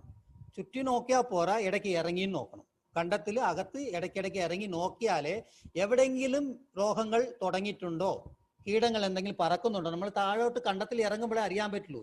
പല സ്ഥലങ്ങളും പറക്കുന്നത് കാണാം. അപ്പം അത് കാണണമെങ്കിൽ നമ്മൾ അകത്ത് ഇറങ്ങണം, കണ്ടത്തിൽ ഇറങ്ങി നോക്കണം, ചുറ്റി ദിവസം പോകണം. മോണിറ്ററിംഗ് എന്ന് പറയുന്നത് എല്ലാ ദിവസവും നമ്മൾ നിരീക്ഷണം വളരെ അത്യാവശ്യമാണ്. ഏതൊക്കെ രോഗങ്ങൾ വരുന്നുണ്ട്, വന്നാൽ അതിന് നമ്മൾ അപ്പം തന്നെ നിയന്ത്രിക്കാൻ സ്റ്റെപ്പ് എടുക്കണം. ആദ്യമേ നോക്കുവാണെങ്കിൽ നമുക്ക് ജൈവ രീതിയിൽ നിയന്ത്രിക്കാൻ സാധിക്കും. ഒരുപാട് കൂടിക്കഴിഞ്ഞാൽ ആ സമയത്ത് ജൈവ നിയന്ത്രണം ശ്രമിച്ചാൽ നടക്കൂല. അപ്പൊ ഇതാണ് ബ്ലാസ്റ്റിൻ്റെത്. മൂന്നാമത്തത് ഈ രണ്ടാമത്തെ പിക്ചർ കണ്ടില്ലേ, കുലവാട്ടം എന്ന് പറയുന്നത് അതാണ്. കതിരിന്റെ താഴെ ഒരു കരുത്ത പാട് വരും. അപ്പൊ എന്താ സംഭവിക്കും, വളമോ വെള്ളമോ അങ്ങോട്ട് കടന്നു പോകത്തില്ല. അവിടെ പാടിനടുത്ത് ചീഞ്ഞു പോകും, വേഗം അത് ഒടിയുകയും ചെയ്യും. ഇത് കണ്ടോ, ഇതാണ് അതിന്റെ കതിരിൽ ഒരു കറുത്ത പാടുകൾ വന്നു കഴിഞ്ഞാൽ ആ കുത്ത് വന്ന് അത് ഒടിഞ്ഞ് മണികൾ മൂക്കത്തില്ല, നമ്മൾ ഉദ്ദേശിക്കുന്ന വിളവ് കിട്ടത്തില്ല. 30% വരെ വിളവിനെ ബാധിക്കാനുള്ള ഒരു രോഗമാണ് ഈ ബ്ലാസ്റ്റ് രോഗം. ഇത് വിത്തിക്കൂടെ പകർന്നാണ്. 4 തരത്തിലാണ് ഇത് ബാധിക്കുന്നത്. ഇലയിൽ കുത്തുകൾ ഉണ്ടാകും, മുട്ടുകളിൽ വന്നു കഴിഞ്ഞാൽ മുട്ട് ഒടിയും, കതിരിൽ വന്നു കഴിഞ്ഞാൽ കതിരിന്റെ താഴെ വെച്ച് ഒടിയും. കതിരിൽ ഒടിച്ചൽ വന്നു കഴിഞ്ഞാൽ ആ മണികളെല്ലാം ഈ അണുക്കൾ കയറും. ബ്ലാസ്റ്റിന്റെ അണുക്കൾ കയറുമെന്ന് വെച്ചാൽ കണ്ണുകൊണ്ട് നമുക്ക് കാണാൻ പറ്റില്ല. മണികളെ കാണുമ്പോൾ നല്ല മണികളായിരിക്കും കൊയ്തെടുക്കുമ്പോൾ. പക്ഷേ ഇതിന്റെ അണുക്കൾ അകത്താണ്, വിത്തിനകത്താണ് കയറുന്നത്. ഈ വിത്തെടുത്ത് നമ്മൾ ഉണക്കി വേറെ എവിടെയെങ്കിലും കൃഷി ചെയ്യാൻ കൊടുക്കുവാണെങ്കിൽ അവിടെ ബ്ലാസ്റ്റ് വരും. അവിടെ വിതയ്ക്കുമ്പോൾ ഇലയിൽ ഇതുപോലെ പുല്ലിക്കുത്തുണ്ടാവും, മുട്ടുകൾ ഒടിയും, കതിർ കുലവാട്ടമായിട്ട് മാറും. അപ്പൊ മനസ്സിലായോ, ഇതൊരു സൈക്കിളാണ്. മോശപ്പെട്ട വിത്ത് നമ്മൾ എവിടെ നിന്നെങ്കിലും വാങ്ങിച്ച് കുലവാട്ടം വന്ന വിത്തിനെ എടുത്ത് വിതയ്ക്കുവാണെങ്കിൽ വീണ്ടും ഇലയിൽ കാണിക്കും, മുട്ടുകളിൽ കാണിക്കും, കതിർ ഒടിയും, അവസാനം വീണ്ടും മണികളെയും ബാധിക്കും. അതാണ് കുലവാട്ടം എന്ന് പറയുന്നത്. ഇതാണ് ലക്ഷണം. ഞാൻ പറഞ്ഞത് തന്നെ, ഇലകളിൽ കണ്ണിന്റെ ആകൃതിയിൽ മധ്യഭാഗം ചാര നിറത്തിലും തവിട്ട് നിറത്തിൽ കൂടിയ പൊട്ടുകളാണ്. ഓല കരിച്ചലുണ്ടാകും. പൊട്ടുകളായിട്ട് ആദ്യം വരുന്നത്, പിന്നെ അതെല്ലാം ഒന്നിച്ച് ഓല കരിച്ചലായിട്ട് മാറും. കതിരിടുമ്പോൾ അതിന്റെ മുട്ടോ അല്ലെങ്കിൽ ഇടമുട്ടു ഭാഗം വെച്ച് ഒടിഞ്ഞ് തൂങ്ങുന്നു, മണികൾ പതിരാകുന്നു. ഇങ്ങനെ കതിർ ഒടിഞ്ഞു പോയാൽ എന്ത് സംഭവിക്കും, പല മണികളും താഴെയുള്ള മണികൾ ഇപ്പം വന്നുകൊണ്ടിരുന്ന മണികളെല്ലാം പതിരായിട്ട് നിൽക്കും, പകുതി പതിരായിട്ട് നിൽക്കും. അപ്പൊ കുലവാട്ടം വരാൻ സാധ്യത ഉള്ളത് പുഞ്ചയ്ക്കായിരിക്കും കൂടുതൽ വരുന്നത്. പുഞ്ചകൃഷി, അതായത് വിരിപ്പ് മുണ്ടകനിലാണ് കൂടുതൽ വരാൻ സാധ്യത. അത് മലമ്പ്രദേശത്ത് ഉള്ളവർക്ക് കൂടുതൽ വരാൻ സാധ്യത ഉണ്ട്. തണുപ്പ് കൂടുതലല്ലേ, അവിടെയൊക്കെ മഞ്ഞ് കൂടുതൽ വീഴുമായിരിക്കും, മഴയും കൂടുതൽ പെയ്യുമായിരിക്കും. അപ്പൊ അവിടെ സ്ഥലങ്ങളിലൊക്കെ ഈ കുലവാട്ടം വരാൻ സാധ്യത ഉണ്ട്, ഏത് വെറൈറ്റിക്കും വരാൻ സാധ്യത ഉണ്ട്. അവർ മുൻകരുതലായിട്ട് നമ്മൾ ഈ പുള്ളിക്കുത്ത് വരുന്നുണ്ടോ എന്ന് ഇലയിൽ തന്നെ ഒന്ന് നോക്കണം. ഒരു 45-50 ആകുമ്പോൾ തന്നെ നമ്മൾ ശ്രദ്ധിക്കാൻ തുടങ്ങണം. ഇല്ലെങ്കിൽ കതിർ ഉണ്ടാകുന്ന സമയത്ത് കതിർ ഒടിഞ്ഞു പോകാൻ സാധ്യത ഉണ്ട്. അതിൻ്റെ സാഹചര്യം എന്ന് പറയുമ്പോൾ ഞാൻ നേരത്തെ പറഞ്ഞത് ഹ്യൂമിഡിറ്റി 96-97% ആണ്. ചൂട് കൂടുതലുള്ള സമയം, അമിതമായ നൈട്രജൻ വളപ്രയോഗം. നൈട്രജൻ വളം കൂടുതൽ ഉപയോഗിക്കുമ്പം അതിന് പ്രത്യേകിച്ച് മൂന്നാമത്തെ വളം താമസിച്ച് കൊടുത്തു കഴിഞ്ഞാൽ ഈ ബ്ലാസ്റ്റ് വരാൻ സാധ്യതയുണ്ട്. അതായത് നമ്മൾ വളം കൊടുക്കുന്നത് ഒരു 55, 120 മൂപ്പുള്ളതാണെങ്കിൽ 55-60 വരെ ഇടാം മൂന്നാമത്തെ വളം. ഒത്തിരി പേര് കതിര് വരാൻ തൊട്ട് മുമ്പായിട്ടും കതിര് വരുന്ന സമയത്ത് ഇടുന്നവരും ഉണ്ട്, കൂടുതൽ വിളവ് കിട്ടുമെന്ന് പറഞ്ഞിട്ട്. അങ്ങനെ ചെയ്യുമ്പോഴാണ് ഈ ബ്ലാസ്റ്റ് രോഗം കൂടാൻ സാധ്യതയുള്ളത്. താമസിച്ച് നൈട്രജൻ വളം ഒരിക്കലും കൊടുക്കരുത്. 60-65 കഴിഞ്ഞിട്ട് നൈട്രജൻ വളം കൊടുത്തു കഴിഞ്ഞാൽ നമുക്ക് ബ്ലാസ്റ്റ് വരും, ബാക്ടീരിയ ഇലകരിച്ചൽ വരും. ഇതെല്ലാം രോഗങ്ങളെല്ലാം വരുന്നത് വളം കൂടുതൽ കൊടുക്കുമ്പോഴാണ്. അതായത് പൊട്ടാഷിൻ്റെ കുറവ്, പൊട്ടാഷ് കുറച്ച് കൊടുത്തു കഴിഞ്ഞാൽ ഈ രോഗങ്ങൾ, ബ്ലാസ്റ്റ് രോഗം കൂടാൻ സാധ്യത ഉണ്ട്. പിന്നെ ഞാൻ പറഞ്ഞ പോലെ മഴയാണ് ഒരു പ്രധാനപ്പെട്ട കാരണം. ചാറ്റൽ മഴ, ശക്തമായിട്ട് മഴ പെയ്താൽ ബ്ലാസ്റ്റ് കൂടുതൽ ഉണ്ടാകത്തില്ല. ഈ ഡ്രിസിലിംഗ് എന്ന് പറയില്ലേ, ചാറ്റൽ മഴ പെയ്തു കഴിഞ്ഞാൽ ഈ അണുക്കൾ വേഗം മൾട്ടിപ്ലൈ ആകും. ആ ഇലയിൽ വെള്ളം കിടന്നിട്ട് അത് വെള്ളത്തിലാണ് ഇത് മൾട്ടിപ്ലൈ ആകുന്നത്. അതിരാവിലെയാണ് ഒരു ചെറിയ കാറ്റടിച്ചു കഴിഞ്ഞാൽ ഈ ഇലയിൽ നിന്ന് അങ്ങോട്ട് അടുത്തടുത്ത കർഷകരുടെ കണ്ടത്തിലോട്ട് ഇത് വ്യാപിക്കുന്നത്. കാറ്റിൽ കൂടിയാണ് ഈ അണുക്കൾ ചെല്ലുന്നത്. ഒരു പാടത്തിൽ നിന്ന് അടുത്ത പാടത്തിലോട്ടോ അങ്ങനെ പറക്കുന്നതാണ്, കാറ്റിൽ കൂടെ പറന്ന് ചെല്ലുന്ന ഒരു അണുവാണ് ഇത് ബ്ലാസ്റ്റ് എന്ന് പറയുന്നത്. പിന്നെ മൂടിക്കെട്ടിയ അന്തരീക്ഷം, മഴ പെയ്യാത്ത രീതിയിൽ ഒരു കണ്ടീഷൻ ഉണ്ടെങ്കിൽ, ക്ലൗഡി വെതർ ഉണ്ടെങ്കിൽ ഈ ബ്ലാസ്റ്റ് രോഗം കൂടുതൽ വരാൻ സാധ്യത ഉണ്ട്. രാത്രി കാലങ്ങളിൽ കുറഞ്ഞ താപനില, അതാണ് മഞ്ഞ് വീഴുന്നത്. മഞ്ഞ് കൂടുതൽ ഉണ്ടെങ്കിൽ, മഞ്ഞ് വെള്ളം ഇലയിൽ കാണുവാണെങ്കിൽ ഈ രോഗം കൂടുതൽ മൾട്ടിപ്ലൈ ചെയ്ത് പോകാൻ സാധ്യതയുണ്ട്. പിന്നെ പകരുന്ന വിധം എന്ന് പറയുമ്പോൾ വിത്തിൽ കൂടെയാണ് പ്രധാനമായിട്ട് പായുന്നത്. ഇത് പകരുന്നത് വിത്തിലാണ് ആദ്യം പകരുന്നത്, അടുത്തത് കാറ്റിൽ കൂടെയാണ്. രണ്ടാമതാണ്, സെക്കൻഡറി ആണ് കാറ്റ്. ആദ്യം വിത്താണ്. നമ്മൾ മോശപ്പെട്ട് വിത്ത് വിതയ്ക്കുവാണെങ്കിൽ ഈ ബ്ലാസ്റ്റ് വരാൻ സാധ്യത ഉണ്ട്. പിന്നെ കച്ചിക്കുറ്റിയാണ്, നേരത്തെ കിടക്കുന്ന രോഗം ബാധിച്ച കച്ചിക്കുറ്റി അവിടെ കിടക്കുകയാണെങ്കിൽ ഈ രോഗങ്ങൾ വീണ്ടും അടുത്ത സീസണിലും വരാൻ സാധ്യത ഉണ്ട്. വെള്ളം, അതായത് ഈ അണുക്കൾ ഇലയിലും കതിരിലും കുളവാട്ടം വന്നു കഴിഞ്ഞിട്ട് അതിൻ്റെ കൊണിഡിയ സ്പോർ താഴോട്ട് വീണ് വെള്ളത്തിൽ കൂടെയും വ്യാപിക്കും. അപ്പം നമ്മൾ വെള്ളം കയറ്റി വിടുമ്പോൾ ഒരു ചെടിയിൽ നിന്ന് അടുത്ത ചെടിയിലോട്ടും വെള്ളത്തിലോട്ടും ഇത് വ്യാപിക്കാൻ സാധ്യതയുണ്ട് ബ്ലാസ്റ്റ് രോഗം. ഇതും അതുപോലെ തന്നെ സംയോജിത രോഗനിയന്ത്രണം നമ്മൾ ചെയ്യുക. വളപ്രയോഗം, കളനാശിനി എല്ലാം ഉപയോഗിച്ച് സംയോജിത രീതിയിൽ കൃഷി രീതി നമ്മൾ ചെയ്യുന്ന രീതിയിൽ തന്നെ ചെയ്യണം. പണ്ട് നമ്മൾ എങ്ങനെ കൃഷി ചെയ്തിരുന്നോ അതുപോലെ. ഇപ്പോൾ പല സ്ഥലങ്ങളിലും രീതിയെ മാറിപ്പോയി.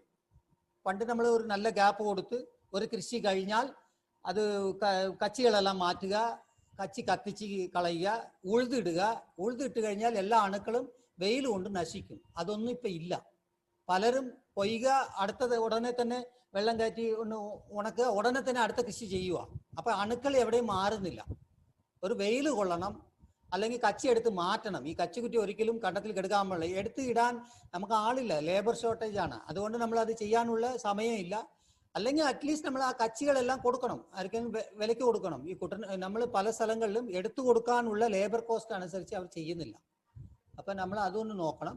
പിന്നെ പ്രതിരോധ ശേഷിയുള്ള ഇനങ്ങൾ, ഇതിന് രഞ്ജിനി ആൻഡ് കാഞ്ചന എന്ന് പറയുന്ന വെറൈറ്റിയാണ്. രഞ്ജിനി എന്ന് പറയുന്നത് മങ്കൊമ്പ് വെറൈറ്റിയാണ്, കാഞ്ചന എന്ന് പറയുന്നത് പട്ടാമ്പി വെറൈറ്റിയാണ്. ഈ വെറൈറ്റികളൊക്കെ ബ്ലാസ്റ്റിന് നല്ലതാണ്. ബ്ലാസ്റ്റ് വരാതിരിക്കാൻ ചെയ്യേണ്ട വെറൈറ്റിയാണ്. ബ്ലാസ്റ്റ് സ്ഥിരം വരുന്ന ഏരിയകളിൽ വെറൈറ്റി ഒന്ന് മാറ്റണം. അതേ വെറൈറ്റി സ്ഥിരം ചെയ്തു കഴിഞ്ഞാൽ ബ്ലാസ്റ്റ് അണുക്കൾ ആ ഏരിയയിൽ തന്നെ കറങ്ങിക്കൊണ്ടേയിരിക്കും. നമ്മുടെ പറമ്പുകളിലും അവിടെ ഇവിടെ അണുക്കൾ മണ്ണുകളിലൊക്കെ കിടക്കും. അതുകൊണ്ട് നമ്മൾ വെറൈറ്റി ഒരു പ്രാവശ്യം മാറ്റുന്നതായിരിക്കും നല്ലത്. അടുത്തത് പോളച്ചീയൽ എന്ന് പറയും. പോളച്ചീയൽ എന്ന് പറയുമ്പോൾ അതിൽ പേരിൽ തന്നെ ഉണ്ട്, ചീഞ്ഞു പോകുന്നതാണ്. കതിർ പുറത്തോട്ട് വരുന്ന സമയത്ത് ആ കതിരോല എന്ന് പറയൂലേ, കതിർ പൊതിഞ്ഞിരിക്കുന്ന ഓലയിൽ കറുത്ത പാടുകൾ വന്ന് കതിർ പുറത്തോട്ട് വരാതെ ഒരു കണ്ടീഷൻ ആവും. ചിലപ്പോൾ വരുമായിരിക്കും, പകുതി പുറത്തോട്ട് എമർജ് ആകുമായിരിക്കും. ആ പകുതിയും കറുത്ത മണികളായിരിക്കും, അല്ലെങ്കിൽ വെളുത്തതായിരിക്കും, ചിലപ്പോൾ ബ്രൗൺ കളറായിരിക്കും. ഇങ്ങനെ പല ഫംഗസും കൂടെ ചേർന്ന് വരുന്ന ഒരു കണ്ടീഷനാണ് ഈ പോളച്ചീയൽ എന്ന് പറയുന്നത്. ഇതാണ് കണ്ടത്തിൽ നമുക്ക് കാണാം. അതായത് കതിർ പുറത്തോട്ട് ചാടുമ്പോഴാണ് നമ്മൾ മനസ്സിലാക്കുന്നത് കതിർ ഓലയിൽ ഈ അണുക്കൾ ഉണ്ടായിരുന്നിട്ട് കതിരുകളെല്ലാം കേടായി പോകുന്നതാണ്. ഇത് എങ്ങനെയാ ഇതിന്റെ ലക്ഷണങ്ങൾ എന്ന് പറഞ്ഞാൽ, പൂ വിടുന്ന സമയത്ത് കതിരിന് പൊതിഞ്ഞിരിക്കുന്ന പോലെ നിശ്ചിത ആകൃതിയിലുള്ള കടും തവിട്ട് നിറത്തിലുള്ള പാടുകൾ ഉണ്ടാകും. ആദ്യം പാടുകൾ ശകലം തുടങ്ങും. നമ്മൾ അപ്പോൾ ആ സമയത്ത് നോക്കത്തില്ല. ആ സമയത്ത് ഒരു കുമിൾനാശിനിയോ വല്ലതും ചെയ്ത് നിയന്ത്രിക്കാൻ പറ്റും. പക്ഷെ ആ സമയത്ത് ചെയ്യാതെ കതിർ നെരുങ്ങി പുറത്തേക്ക് വരാതിരിക്കുന്ന സമയത്തായിരിക്കും നമ്മൾ നോക്കുന്നത്. കതിരുകളെല്ലാം മണികൾ പുറത്തു വരാതെ കതിർക്കേടായിട്ട് മാറുന്നു. മണികൾ പതിരോ അല്ലെങ്കിൽ മങ്ങായിട്ട് തീരുന്നു. അപ്പൊ നേരത്തെ തന്നെ ഇത് നോക്കണം. ഇതിന്റെ പകർന്ന് വിധം എന്ന് പറയുമ്പോൾ വിത്തിൽ കൂടിയാണ് വായിൽ കൂടി കച്ചിക്കുറ്റി, ആ മൂന്നും കൂടെയാണ്. വിത്താണ് പ്രധാനം. കേടുള്ള വിത്ത്. ഈ വിത്ത് നമുക്ക് പുറമേ കാണാം. വിത്തിന്റെ പുറമേ തന്നെ ഇതിന്റെ പാടുകളൊക്കെ കാണാം, കുത്തുകളൊക്കെ കാണാം. ആ വിത്ത് ഉപയോഗിച്ച് കൃഷി ചെയ്യുവാണെങ്കിൽ വീണ്ടും ഈ രോഗം ഉണ്ടാകാൻ സാധ്യതയുണ്ട്. കാറ്റിൽ കൂടെ വ്യാപിക്കും. ഒൻസ് വന്നു കഴിഞ്ഞാൽ ഒരു പാടത്തിൽ നിന്ന് അടുത്ത പാടത്തിലോട്ട് കാറ്റിൽ കൂടെ വ്യാപിക്കും. പിന്നെ ലാസ്റ്റ് ഞാൻ പറഞ്ഞ പോലെ അസോസിയേറ്റ് വിത്ത് ഇൻസെക്ട് ഇഞ്ചുറി എന്ന് വെച്ചാൽ കീടങ്ങൾ ഒരു പ്രധാനപ്പെട്ട കാരണമാണ് ഇതിന്, ഈ രോഗത്തിന്. കതിർ വരുന്ന സമയത്ത് ഇതുപോലെ കേട് തുടങ്ങിയിട്ടുണ്ടെങ്കിൽ ഈ കീടങ്ങളുണ്ടല്ലോ, ആ സമയത്ത് ഓല ചുരുട്ടിയോ മുഞ്ഞയോ വേറെ എന്തെങ്കിലും, അതായത് മണ്ടരി പോലത്തെ കീടങ്ങൾ ഉണ്ടെങ്കിൽ, നമ്മുടെ കണ്ടത്തിലുണ്ടെങ്കിൽ അത് ഇത് കേടുള്ള ഭാഗത്ത് നീരൂറ്റി കുടിച്ചിട്ട് കേടില്ലാതെ ചെടികളിൽ പോയി അതിൽ വായിലിരിക്കുന്ന അണുക്കൾ, അതായത് ഈ ഫംഗസ് അങ്ങോട്ട് പകർത്തി കൊടുക്കും. അങ്ങനെയാണ് ഈ കതിർക്കേട്, ഈ പോളച്ചീയൽ രോഗം കൂടുതൽ ഉണ്ടാകുന്നത്. അപ്പൊ നമ്മൾ ഇതിനെന്താ ചെയ്യണം? ആ സമയത്ത് കീടങ്ങളെ നമ്മൾ ശ്രദ്ധിക്കേണ്ടതാണ്. കീടനിയന്ത്രണം വളരെ പ്രധാനപ്പെട്ടതാണ്. കീടങ്ങളെ പറ്റി എനിക്ക് തോന്നുന്നു ഡോക്ടർ സാനാസ് ഇന്നലെ പറഞ്ഞു കാണുമായിരിക്കും. ഏതൊക്കെ കീടങ്ങളുണ്ടെന്നും ഏതേത് സമയത്ത് അതുണ്ടാവുന്നും കതിർ വരുന്ന സമയത്ത് ഏതൊക്കെ കീടങ്ങളെന്ന് ഞാൻ പറഞ്ഞു തരേണ്ട കാര്യമില്ല. കതിർ വരുന്ന സമയത്ത് ചാഴി വരാൻ പാടില്ല, മുഞ്ഞ വരാൻ പാടില്ല, ഓല ചുരുട്ടി വരാൻ പാടില്ല. വന്നു കഴിഞ്ഞാൽ കതിരിന്റെ മണികൾ കറുത്തു പോകാൻ സാധ്യതയുണ്ട്. അപ്പൊ കീടങ്ങളെ നമ്മൾ നിയന്ത്രിക്കണം. അടുത്ത് ഇതിനെ നിയന്ത്രിക്കുന്ന വെച്ചാൽ കാർത്തിക മകം എന്ന് പറയുന്നത് പ്രതിരോധി ശേഷിയുള്ള ഇനങ്ങളാണ്. അതിനവന് കതിർക്കേട്, ഈ പോളച്ചീയൽ വരാതെ നമുക്ക് കൃഷി ചെയ്യാൻ സാധിക്കും. പൊട്ടാഷ് വളം 50% അധികമായി നൽകുക. അതായത് മൂന്നാമത്തെ വളത്തിൽ ഞാൻ പറഞ്ഞ പോലെ 10 കൊടുക്കേണ്ട സ്ഥലത്ത് 15 കിലോ പൊട്ടാഷ് കൊടുക്കുകയാണെങ്കിൽ ഈ രോഗത്തിന് നമുക്ക് നിയന്ത്രിക്കാൻ സാധിക്കും. പിന്നെ ഇതിനൊരു കാലാവസ്ഥ ഒരു പ്രധാനപ്പെട്ടതാണ്. ഈ രോഗത്തിന് കതിർ വരുന്ന സമയങ്ങളിൽ ഏതെങ്കിലും കാരണവശാൽ ഭയങ്കര മഴയുണ്ടെങ്കിലോ അല്ലെങ്കിൽ ഭയങ്കര ഉണക്കുണ്ടെങ്കിലോ ഈ കതിർക്കേട് വരാം. പറഞ്ഞു മനസ്സിലായോ? അതായത് കതിർ വരുന്ന സമയം 60 ദിവസം ആകുന്ന സമയത്ത് ചിലതൊക്കെ 70-75 ആകുമ്പോഴാണ് കതിർ വരുന്നത്. ചില വെറൈറ്റിക്ക് 80-85 ആകുമ്പോഴാണ് വരുന്നത്. നമുക്കറിയാം ഏത് വെറൈറ്റിക്ക് എപ്പോഴാണ് വരേണ്ടതെന്ന് അറിയാം. 120 മൂപ്പുള്ളതിന് സാധാരണ 75 അടുത്ത് വരും.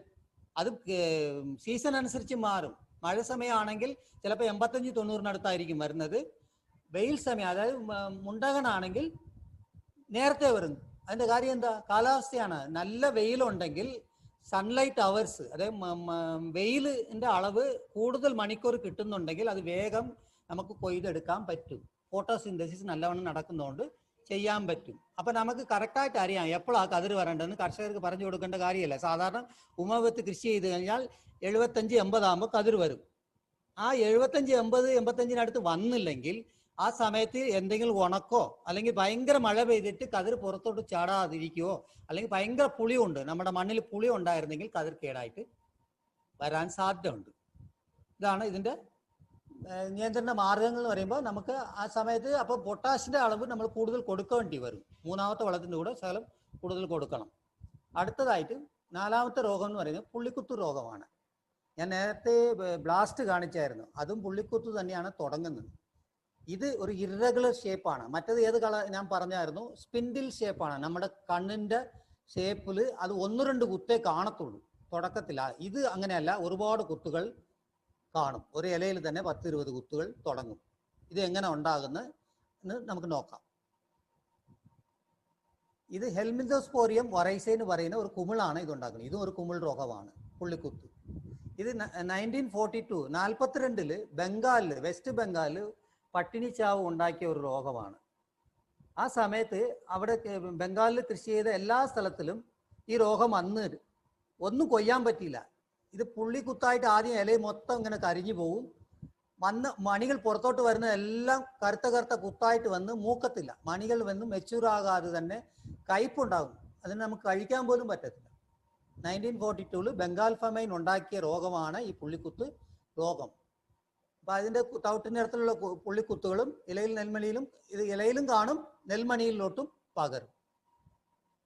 ഇത് എന്തു കാരണം കൊണ്ടാണ് ഇത് ഉണ്ടാകുന്നത്? സാഹചര്യം എന്ന് പറയുന്നത് നൈട്രജൻ വളം കുറയുമ്പോൾ ഉണ്ടാകാം, പൊട്ടാഷ് വളം കുറയുമ്പോൾ ഉണ്ടാകും, പിന്നെ സിലിക്കൺ കുറവ്. നമ്മുടെ മണ്ണിൽ സിലിക്ക കണ്ടന്റ് കുറയുമ്പോൾ ഈ പുള്ളിക്കുത്ത് രോഗം ഉണ്ടാകും. അപ്പം നമുക്ക് സിലിക്ക കണ്ടന്റ് കുറയുമ്പോൾ എന്ത് ചെയ്യേണ്ടത്? സിലിക്ക ഏതിലാണ് ഉള്ളത്? നമ്മുടെ തവിട്ടിലുണ്ട്. തവിട് കത്തിച്ച ചാരത്തിൽ ഇട്ട് കൊടുക്കാം, മണ്ണിലിട്ട് കൊടുക്കുകയാണെങ്കിൽ സിലിക്കൺ കണ്ടന്റ് നമുക്ക് കൂട്ടാൻ സാധിക്കും. അതേപോലെ നമ്മുടെ മണ്ണിൽ ഫോസ്ഫറസ് കണ്ടന്റ് പല കർഷകരുടെ പ്ലോട്ടിലും മണ്ണ് പരിശോധന ചെയ്യുന്നില്ല. ഹൈ ഫോസ്ഫറസ് വരുമ്പോൾ ഈ പ്രശ്നം ഉണ്ടാകാറുണ്ട്. മണ്ണിൽ ഫോസ്ഫറസിന്റെ കണ്ടന്റ് കൂടിയാൽ ഈ പുള്ളിക്കുത്ത് രോഗം ഉണ്ടാകാൻ സാധ്യത ഉണ്ട്. അപ്പം മണ്ണ് ടെസ്റ്റ് ചെയ്യുന്നത് വളരെ പ്രധാനപ്പെട്ടതാണ്. പിന്നെ മണ്ണിൽ സിങ്ക്, മാംഗനീസ്. ഹലോ,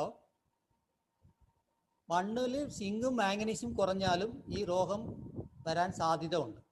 കൂടിയ അതായത് RH നമ്മുടെ റിലേറ്റീവ് ഹ്യൂമിഡിറ്റി കൂടുതലായിട്ടുണ്ടെങ്കിലും രാത്രി കാലങ്ങളിൽ കുറഞ്ഞ താപനില, അതായത് മഞ്ഞുവെള്ളം വീഴുന്ന സമയങ്ങളിലും ഈ രോഗം കൂടാൻ സാധ്യത ഉണ്ട്. മണ്ണിൽ പുളിരസം കൂടുതലുണ്ടെങ്കിൽ, അസിഡിറ്റി, ഇപ്പോൾ കുട്ടനാട്ടിലാണെങ്കിൽ പല സ്ഥലങ്ങളിലും അസിഡിറ്റി വേറെ വേറെ രീതിയിലാണ്. കരിനിലങ്ങളുണ്ട്. കരിനിലങ്ങൾ എന്ന് പറയുമ്പോൾ 3.5 pH 3നും താഴെയാണ്, 3.5 താഴെയാണ്.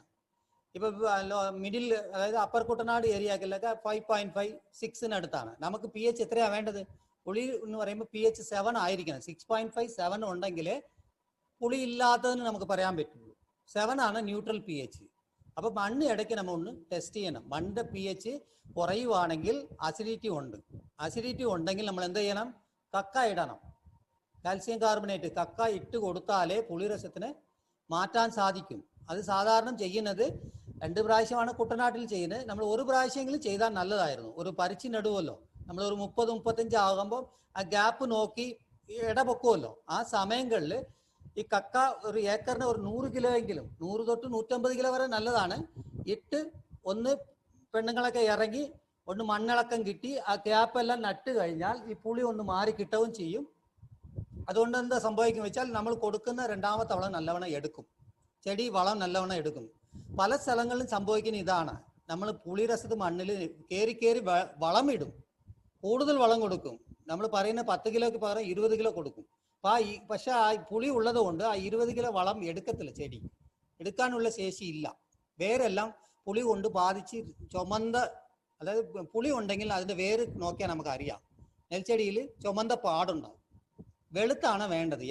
നമ്മുടെ വേരുകളൊക്കെ വെളുത്തിരിക്കണം. അത് ചുമന്നിരിപ്പുണ്ടെങ്കിൽ അവിടെ പുളിയാണ് മണ്ണ്. അപ്പം നമ്മൾ കക്ക ഇടുന്നത് നല്ലതാണ്. വളം ഇടുന്നതിന് മുമ്പായിട്ട് കക്ക ഇട്ട് ഒന്ന് വെള്ളം കയറ്റി ഒന്ന് കഴുകിയിട്ട് വളം കൊടുക്കുന്നതാണ് നല്ലത്. ഒരു 4-5 ദിവസം കഴിഞ്ഞിട്ട് വളം കൊടുക്കുകയാണെങ്കിൽ നമ്മൾ കൊടുക്കുന്ന എല്ലാ വളവും അത് എടുക്കും.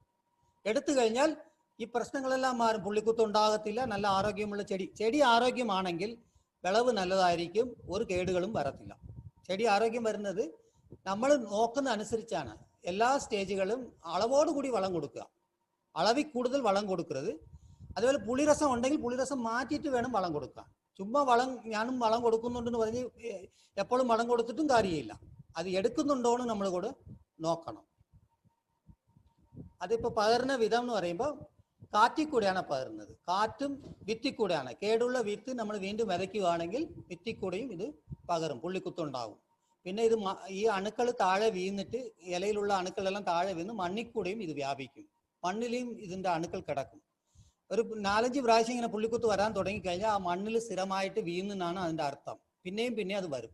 അപ്പം അങ്ങനെയുള്ള സാഹചര്യത്തിൽ നല്ലവണ്ണം ഉഴുതിട്ട് വെയിൽ കൊള്ളാൻ അനുവദിക്കണം. അടുത്ത കൃഷി ചെയ്യുന്ന മുമ്പായിട്ട് നല്ല വെയിൽ കൊണ്ട് ഉണക്ക് കൊടുത്തിട്ട് വേണം കൃഷി ചെയ്യാൻ. അങ്ങനെയാണെങ്കിൽ എല്ലാ രോഗങ്ങളും കീടാണുക്കളെയും നമുക്ക് നശിക്കാൻ സാധിക്കും. കീടങ്ങൾ എന്ന് പറയുമ്പോൾ തണ്ടുതുറപ്പനൊക്കെ അതിൻ്റെ സമാധിയൊക്കെ കിടക്കുന്നത് മണ്ണിലാണ്, കച്ചിക്കുറ്റിയിലാണ് കിടക്കുന്നത്. അപ്പോൾ ഉണക്ക് കൊടുക്കുന്നത് ഏറ്റവും നല്ലത് തന്നെയാണ്. ഏത് കൃഷി ചെയ്ത് കഴിഞ്ഞാലും അടുത്ത കൃഷി തുടങ്ങുന്ന മുമ്പായിട്ട് ഒന്ന് ഉഴുതിടുക.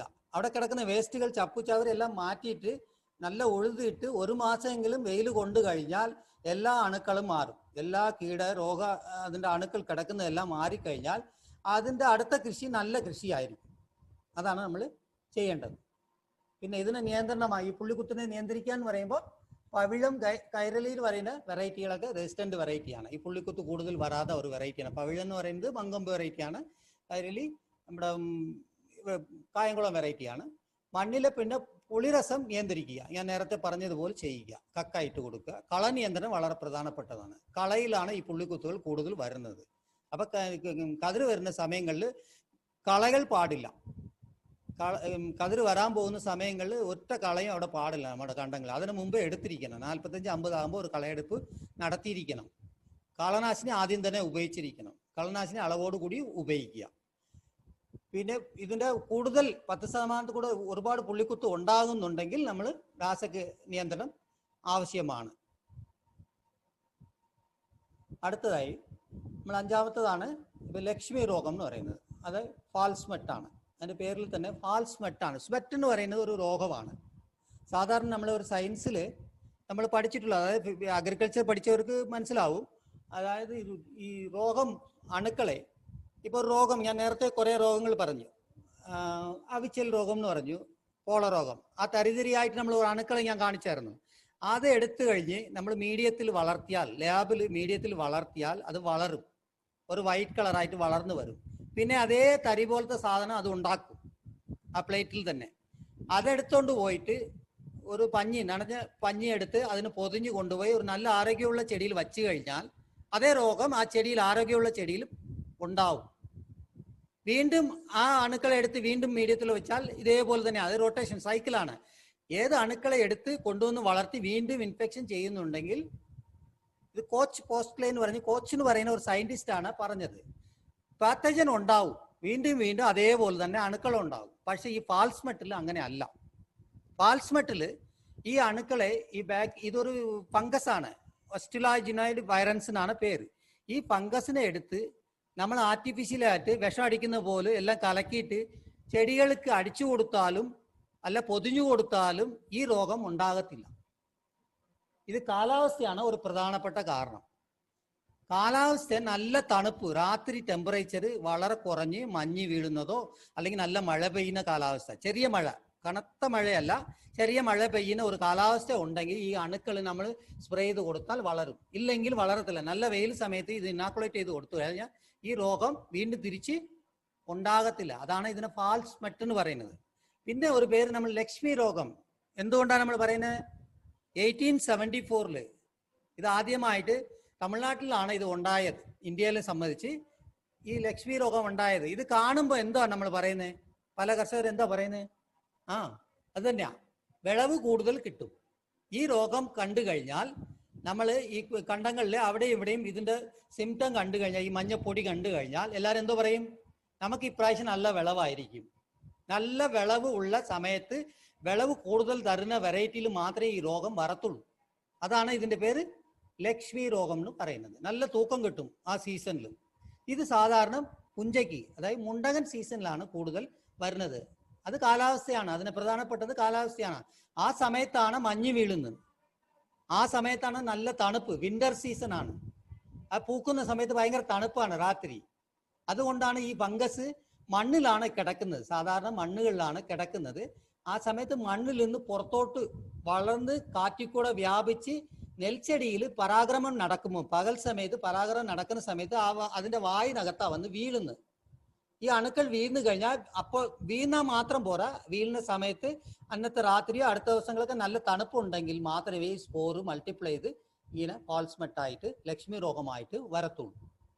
അപ്പൊ ഇതിന് പ്രധാനപ്പെട്ടത് കാലാവസ്ഥയാണ്. കാലാവസ്ഥ കൊണ്ട് മാത്രമേ ഈ രോഗം ഉണ്ടാവുള്ളൂ. പക്ഷെ ഇത് രോഗമാണ്. നമ്മൾ ലക്ഷ്മി രോഗം എന്ന് പറഞ്ഞാൽ ഭയങ്കര വിളവ് കിട്ടുന്ന ഒരു ഇതാണ്. ഇത് കണ്ടിട്ട് അങ്ങനെ തോന്നും, പക്ഷെ ഈ പൊടികളെല്ലാം കുമിളാണ്. ഇത് വീണ്ടും വീണ്ടും മണ്ണിൽ വീഴ്ന്നു കഴിഞ്ഞാൽ സ്ഥിരമായിട്ട് വരാൻ തുടങ്ങും. എല്ലാ സീസണും നിങ്ങൾ ഏത് വെറൈറ്റി ചെയ്താലും ചിലപ്പോൾ വരും. അതാണ് ഇതിന്റെ പ്രത്യേകം. അപ്പൊ ഇതിന്റെ ഫംഗസ് എന്ന് പറഞ്ഞാൽ അസ്റ്റുലാജിനോയിഡ് വൈറൻസ് എന്ന് പറയുന്ന ഒരു ഫംഗസ് ആണ് ഇതിനെ ഉണ്ടാക്കുന്നത്. നെൽമണിയിൽ മഞ്ഞ നിറത്തിലുള്ള പൊടികൾ കൊണ്ടുള്ള ഒരു കോളമായിട്ടാണ് വരുന്നത്. ഇത് പിന്നെ കറുത്തു പോകും. കുറച്ചും കൂടെ കഴിയുമ്പോൾ 10-15 ദിവസം കഴിയുമ്പോൾ കറുത്ത സ്പോറായിട്ട് മാറി കാറ്റിക്കൂടെ പകർന്ന് വേറെ കണ്ടത്തിലൊരു വേറെ കർഷകരുടെ പ്ലോട്ടിൽ അവിടെ എന്തെങ്കിലും കതിർ വരുന്ന സമയമാണെങ്കിൽ അതിന്റെ കതിറിന്റെ മണികളിൽ ചെന്ന് വീഴുവാണെങ്കിൽ അവിടെ ഈ രോഗം വ്യാപിക്കും. അപ്പൊ ഇത് ശരിക്കും മണ്ണിൽ കൂടെയാണ് തുടങ്ങുന്നത്, വ്യാപിക്കുന്നത് കാറ്റിക്കൂടെയാണ്. ഒരു പ്രാവശ്യം ഉണ്ടായിക്കഴിഞ്ഞാൽ, ആർക്കെങ്കിലും ഉണ്ടായിക്കഴിഞ്ഞാൽ ആ കണ്ടത്തിൽ നിന്ന്, ആ ഏരിയയിൽ നിന്ന് അടുത്ത ഏരിയയിൽ എത്ര കിലോമീറ്റർ വേണം ഇത് വ്യാപിക്കാനുള്ള സംഗതിയാണ്. ഒരു കാറ്റ് കിട്ടിയാൽ മതി, കാറ്റിൽ കൂടെ ഇത് വ്യാപിക്കും. ഈ രണ്ട് രീതിയിലാണിത്. ഇത് ഉണ്ടാകുന്ന സാഹചര്യം എന്ന് പറഞ്ഞാൽ പൂവിടുന്ന സമയത്ത് മൂടിക്കെട്ടിയ അന്തരീക്ഷവും ഇടവിട്ടുള്ള മഴയും. ഇതാണ് അതിൻ്റെ കാലാവസ്ഥ എന്ന് പറയുന്നത്. രാത്രി സമയങ്ങളിൽ മൂടിക്കെട്ടിയ അന്തരീക്ഷം ഉണ്ടെങ്കിലോ ഇടവിട്ടുള്ള മഴ പെയ്യുന്നുണ്ടെങ്കിൽ പൂവിടുന്ന സമയമായിരിക്കണം. പൂവിടുന്ന സമയത്താണ് ഇത് ഉണ്ടാകുന്നത്. ഈ അണുക്കളൊക്കെ മണ്ണിൽ നിന്ന് റിലീസാകുന്നത്. പകർന്ന വിധം വായു അണ്ട് മണ്ണിൽ കൂടെയാണ് ഇത് വ്യാപിക്കുന്നത്. രണ്ട് തരത്തിലാണ് വ്യാപിക്കുന്നത്. ഇതിനെ നിയന്ത്രിക്കുന്ന കള നിയന്ത്രണമാണ് പ്രധാനം. ഇത് കളയിൽ കൂടെ പകർന്നുണ്ട്, വരിനെല്ലിൽ കൂടെ. ഇപ്പം റീസെന്റ് ആയിട്ട് വരിനെല്ലിൽ കൂടെയാണ് ഇത് വ്യാപിക്കുന്നത്. വരിനെല്ല് കൂടുന്ന, എനിക്ക് തോന്നുന്നു ഇപ്പം കേൾക്കുന്ന കർഷകർ പലർക്കും ചിലപ്പോൾ വരിനെല്ല് അറിയത്തില്ലായിരിക്കും, പലർക്കും പരിചയം ഉണ്ടാകാം. വരിനെല്ല് എന്ന് പറയുന്നത് നെല്ല് പോലെ തന്നെ ഇരിക്കുന്നതാണ്. അതിന് ഓവുള്ളതാണ്. ആദ്യമേ നേരത്തെ കയറി വിളയും. 60-70 ദിവസം ആകുമ്പോഴേ കതിർ വരും. നമ്മൾ നെല്ല് കൊയ്യുന്നത്, അതായത് നമ്മുടെ കതിർ ആകുന്ന മുമ്പ് തന്നെ മൂത്തിരിക്കും. കതിർ മണികളൊക്കെ മൂത്തിട്ട് ഒരു 90 ആകുമ്പോൾ ഇതെല്ലാം കൊഴിഞ്ഞ് വീഴാൻ തുടങ്ങും. വരിനെല്ല് വന്നു കഴിഞ്ഞാൽ നമ്മുടെ കണ്ടെല്ലാം നശിച്ചു പോകും. നമ്മുടെ നെല്ല്, വിതയ്ക്കുന്ന നെല്ല് വരാൻ അനുവദിക്കത്തില്ല ഈ വരിനെല്ല് വന്നു കഴിഞ്ഞാൽ. അതൊരു കളയാണ് ശരിക്കും. വരിനെല്ല് എന്ന് പറഞ്ഞാൽ നെല്ല് പോലെ ഇരിക്കുന്ന ഒരു കളയാണ്. അത് നിയന്ത്രണം വളരെ പ്രധാനപ്പെട്ടതാണ്. വരിനെല്ല് കണ്ടു കഴിഞ്ഞാൽ അപ്പം തന്നെ പറിച്ചു മാറ്റണം. ഇല്ലെങ്കിൽ ആ വരിനെല്ല് ആദ്യം പൂക്കുന്നത് അതാണ്. അപ്പൊ ആദ്യം പൂക്കുന്ന സംഭവത്തിലാണ് ഈ മണ്ണിൽ നിന്ന് റിലീസ് ചെയ്യുന്ന സ്പോർ വന്ന് വീഴുന്നത്. അപ്പൊ അതിലായിരിക്കും ആദ്യം ലക്ഷ്മി രോഗം വരുന്നത്. പിന്നെ അതിലിരുന്ന് കാറ്റിക്കൂടെ ആയിരിക്കും നമ്മുടെ നെല്ലിലോട്ട് പകരുന്നത്. അതുകൊണ്ട് വരിനെല്ല് നിയന്ത്രണം പ്രധാനമാണ്. കവട ഇതെല്ലാം ഇത് ബാധിക്കുന്നതാണ്. കവട ഒരിക്കലും പൂത്ത് നിൽക്കാൻ പാടില്ല. നമ്മുടെ നെല്ല് കതിർ വരുന്ന സമയത്ത്, പൂക്കുന്ന സമയത്ത് ഒരിക്കലും പറമ്പുകളിൽ കളയോ പറമ്പുകളിൽ ചുറ്റിലും കള ഇരിക്കാൻ പാടില്ല. അത് നമ്മൾ നിയന്ത്രണം വളരെ പ്രധാനപ്പെട്ടതാണ്. പിന്നെ നമുക്ക് ഇതിന് ഞാൻ പറഞ്ഞ പോലെ കെമിക്കൽസ് ഉണ്ട്, പല കെമിക്കലുണ്ട്. കാൽസ്യം, ഞാൻ പറഞ്ഞില്ല, മെഗ്നീഷ്യം, മാംഗനീസ്, സിങ്ക്, ഇതിന്റെ കുറവ് വരുമ്പോഴാണ് ഈ രോഗം ഉണ്ടാകുന്നത്. സിലിക്കാൻ. അപ്പൊ അങ്ങനെയാണെങ്കിൽ മാംഗോ സോപ്പോ സിനബോ എന്ന് പറയുന്നത് മാംഗനീസ് ഉള്ള ഒരു കുമിൾനാശിനിയാണ്. സിനബ് എന്ന് പറയുന്നത് സിങ്ക് ഉള്ള ഒരു കുമിൾനാശിനിയാണ്. അത് കറക്റ്റ് ആ പൂവിടുന്ന സമയത്ത് സ്പ്രേ ചെയ്ത് കഴിഞ്ഞാൽ നമുക്കൊന്ന് നിയന്ത്രിക്കാൻ സാധിക്കും. പിന്നെ അടുത്തതായി കതിർക്കേടാണ്. കതിർക്കേട് എന്ന് പറയുമ്പോൾ അതിന്റെ രോഗകേത് എന്ന് പറഞ്ഞാൽ വിവിധ ഇനം കുമിളുകളാണ്. ഇപ്പൊ നമ്മൾ പറഞ്ഞ പലതും ഇതിലുണ്ട്. സാരക്ലേഡിയം വൊറൈസി എന്ന് പറയുന്നത് പോളച്ചീയലാണ് ആദ്യത്തേത്. എൽമിന്തോസ്പോറിയം എന്ന് പറയുന്നത് പുള്ളിക്കുത്താണ്. ഫിസേരിയം, കർവിലേരിയ, ആൽറ്റനേരിയ, ഇങ്ങനെ കുറേ കുമിളുകൾ കൊണ്ട് ഉണ്ടാകുന്നതാണ് ഈ കതിർക്കേട് എന്ന് പറയുന്നത്. പല അണുക്കളും ചേർന്ന് ഉണ്ടാക്കുന്നതാണ് ഈ കതിർക്കേട്. അത് എങ്ങനെയാ ഉണ്ടാകുന്നത്? കതിർമണികളിൽ കതിർ പല കളറിൽ മാറും. ബ്ലാക്കോ ബ്രൗണോ ഡാർക്ക് കളറിലോ. നെൽമണികൾ പതിരായിട്ടോ അല്ല മങ്ങായി മാറുന്നു. അപ്പൊ അത് വരുന്നത് കൂടുതൽ നമ്മുടെ അറ്റ്മോസ്ഫിയറിൽ കൂടുതൽ തണുപ്പ് വരുമ്പോഴാണ്. 96-97% മോയ്സ്ചർ ഉള്ളപ്പോഴാണ് മൂടിക്കെട്ടിയ, അതായത് മഴ പെയ്യാതെ പൂക്കുന്ന സമയത്ത് മൂടിക്കെട്ടിയ അന്തരീക്ഷം ഉണ്ടെങ്കിൽ ഈ കതിർക്കേട് ഉണ്ടാകും. പ്രത്യേകിച്ച് പുളിനിലങ്ങളിൽ കതിർക്കേട് കൂടുതൽ ഉണ്ടാകും. നമ്മുടെ നിലങ്ങളിൽ പുളിയാണെങ്കിൽ ഒരു 50-55 ആകുമ്പോൾ പുളി ഉണ്ടായെങ്കിൽ കതിർ വരുമ്പോൾ, കതിർ പുറത്തോട്ട് വരുമ്പോൾ തന്നെ കരുത്ത് വരും. ചിലപ്പോൾ നല്ല മണിയായിട്ട് വരുമായിരിക്കും, കുറച്ച് സമയമ്പോൾ കതിർക്കേട് ഉണ്ടാകുമായിരിക്കും. അപ്പൊ തണുപ്പുണ്ടെങ്കിൽ അതേപോലെ പുളിനിലങ്ങളിലാണെങ്കിൽ കൂടുതൽ കതിർക്കേട് വരാൻ സാധ്യത ഉണ്ട്. അപ്പോൾ പുളിനിലങ്ങളിൽ നമ്മൾ പുളി നിയന്ത്രിക്കണം. ഞാൻ നേരത്തെ പറഞ്ഞോളൂ, ലൈം അപ്ലിക്കേഷൻ പ്രധാനപ്പെട്ടതാണ്. കക്ക ഇടണം. കക്ക ഇട്ട് അത് നമുക്ക് പുളി ന്യൂട്രലൈസ് ചെയ്യണം. അങ്ങനെയാണെങ്കിൽ കതിരുകളൊക്കെ നല്ല ആരോഗ്യമുള്ള കതിരുകൾ വരും. പിന്നെ പകർന്ന വിധം എന്ന് വെച്ചാൽ വിത്താണ് പ്രധാനം. കേടുള്ള വിത്ത് വിതയ്ക്കുവാണെങ്കിൽ കതിർക്കേട് വരും. തീർച്ചയായിട്ടും അടുത്ത കൃഷിക്കും ഉണ്ടാവും. പിന്നെ കാറ്റിക്കൂടെ വ്യാപിക്കും. കതിർക്കേട് വന്നു കഴിഞ്ഞാൽ അടുത്ത കണ്ടങ്ങളിലോട്ട് കാറ്റിക്കൂടെയാണ് ഇത് വ്യാപിക്കുന്നത്. അപ്പൊ നിയന്ത്രണ മാർഗങ്ങൾ എന്ന് പറയുമ്പോൾ രോഗവിമുക്ത വിത്താണ്, റെസിസ്റ്റന്റ് വെറൈറ്റി, അല്ലെങ്കിൽ സീഡ് ട്രീറ്റ്മെന്റ് ചെയ്യണം. വിത്ത് പരിചരണം വളരെ പ്രധാനപ്പെട്ടതാണ്. നമ്മൾ വാങ്ങിച്ചു കൊണ്ടുവരുന്ന വിത്ത് ഇപ്പൊ പലരും പല സ്ഥലത്തു നിന്നാണ് വാങ്ങിക്കുന്നത്. ചില കർഷകർ സ്വന്തം വിത്ത് ഉപയോഗിക്കുമായിരിക്കും, ചിലർ NSCയിൽ വാങ്ങിക്കുമായിരിക്കും, കൃഷിഭവനിൽ എവിടെ നിന്നാണ് വാങ്ങിച്ചു തരുന്നോ, ചിലർ KSSDAയിൽ നിന്ന് വാങ്ങിക്കുമായിരിക്കും, ചിലർ കർണാടക സീഡ് കോർപ്പറേഷൻ ആയിരിക്കും. നമുക്ക് അതൊന്നും ഉറപ്പ് പറയാൻ പറ്റില്ല. അവരെ പറയും നല്ല വിത്ത് തന്നെയാണെന്ന് പറയും, ചിലപ്പോൾ ട്രീറ്റ്മെന്റ് ഒക്കെ ചെയ്തെന്നാണെന്ന് പറയും. എന്നാലും നമ്മൾ ഒരു സീഡ് ട്രീറ്റ്മെന്റ് ചെയ്യണം. അതേപോലെ കച്ചിക്കുറ്റി കത്തിക്കുക. ഞാൻ നേരത്തെ പറഞ്ഞു, ഒരു കൊയ്ത്ത് കഴിഞ്ഞാൽ കച്ചി എടുത്ത് മാറ്റുവാണെങ്കിൽ മാറ്റുക. ഞാൻ കത്തിക്കുമെന്ന് ഞാൻ പറയത്തില്ല. കത്തിച്ചാൽ നമ്മളെ സംബന്ധിച്ച് നല്ലതാണ്. പക്ഷെ ഗ്ലോബൽ വാർമിംഗ് എന്ന് പറയുമ്പോൾ കത്തിക്കാൻ പാടില്ല. ഇപ്പൊ ഗവൺമെന്റ് തന്നെ പറയുന്നത് ആരും കത്തിക്കരുത്. കണ്ടത്തിൽ കത്തിച്ചാൽ ഇവിടെ പല സ്ഥലങ്ങളും കത്തിക്കാൻ പറഞ്ഞു കഴിഞ്ഞാൽ എന്ത് ചെയ്യും? കത്തിച്ച അവസാനം വീട് വരെ കത്തിപ്പോവും. അങ്ങനെയാണ് ഇവിടെ നടക്കുന്നത്. ഇപ്പോൾ ഒരു പാടത്തിൽ കത്തിച്ച് മണ്ണെണ്ണ ഒഴിച്ച് ഇവർ കത്തിക്കും. രാത്രി ഇവർ നോക്കത്തില്ല. ഇത് പടർന്ന് പല വീടുകളിലും കത്തിച്ച് പിടിക്കും. അതുകൊണ്ട് കത്തിക്കുന്നത് തെറ്റ് തന്നെയാണ്. പക്ഷേ ഈ രോഗങ്ങളും കീടങ്ങളും നശിപ്പിക്കുന്നത് ഏറ്റവും എളുപ്പം നല്ല ചൂടുള്ളപ്പോഴാണ് അത് നശിച്ചു പോകും. അതുകൊണ്ടാണ് നമ്മൾ അങ്ങനെ പറയുന്നത്. അല്ലെങ്കിൽ നമ്മൾ നല്ലവണ്ണം ഉഴുതിട്ട് വെയിൽ കൊള്ളാൻ അനുവദിക്കുക. ഒരു മാസമെങ്കിലും നല്ല വെയിൽ കൊള്ളുകയാണെങ്കിൽ എല്ലാ അണുക്കളും നശിക്കും. പിന്നെ ജൈവ നിയന്ത്രണം എന്ന് പറയുമ്പോൾ ഇപ്പൊ നമ്മൾ നേരത്തെ പറഞ്ഞ എല്ലാ രോഗങ്ങളും നിയന്ത്രിക്കാൻ ജൈവാണു ഉണ്ട്.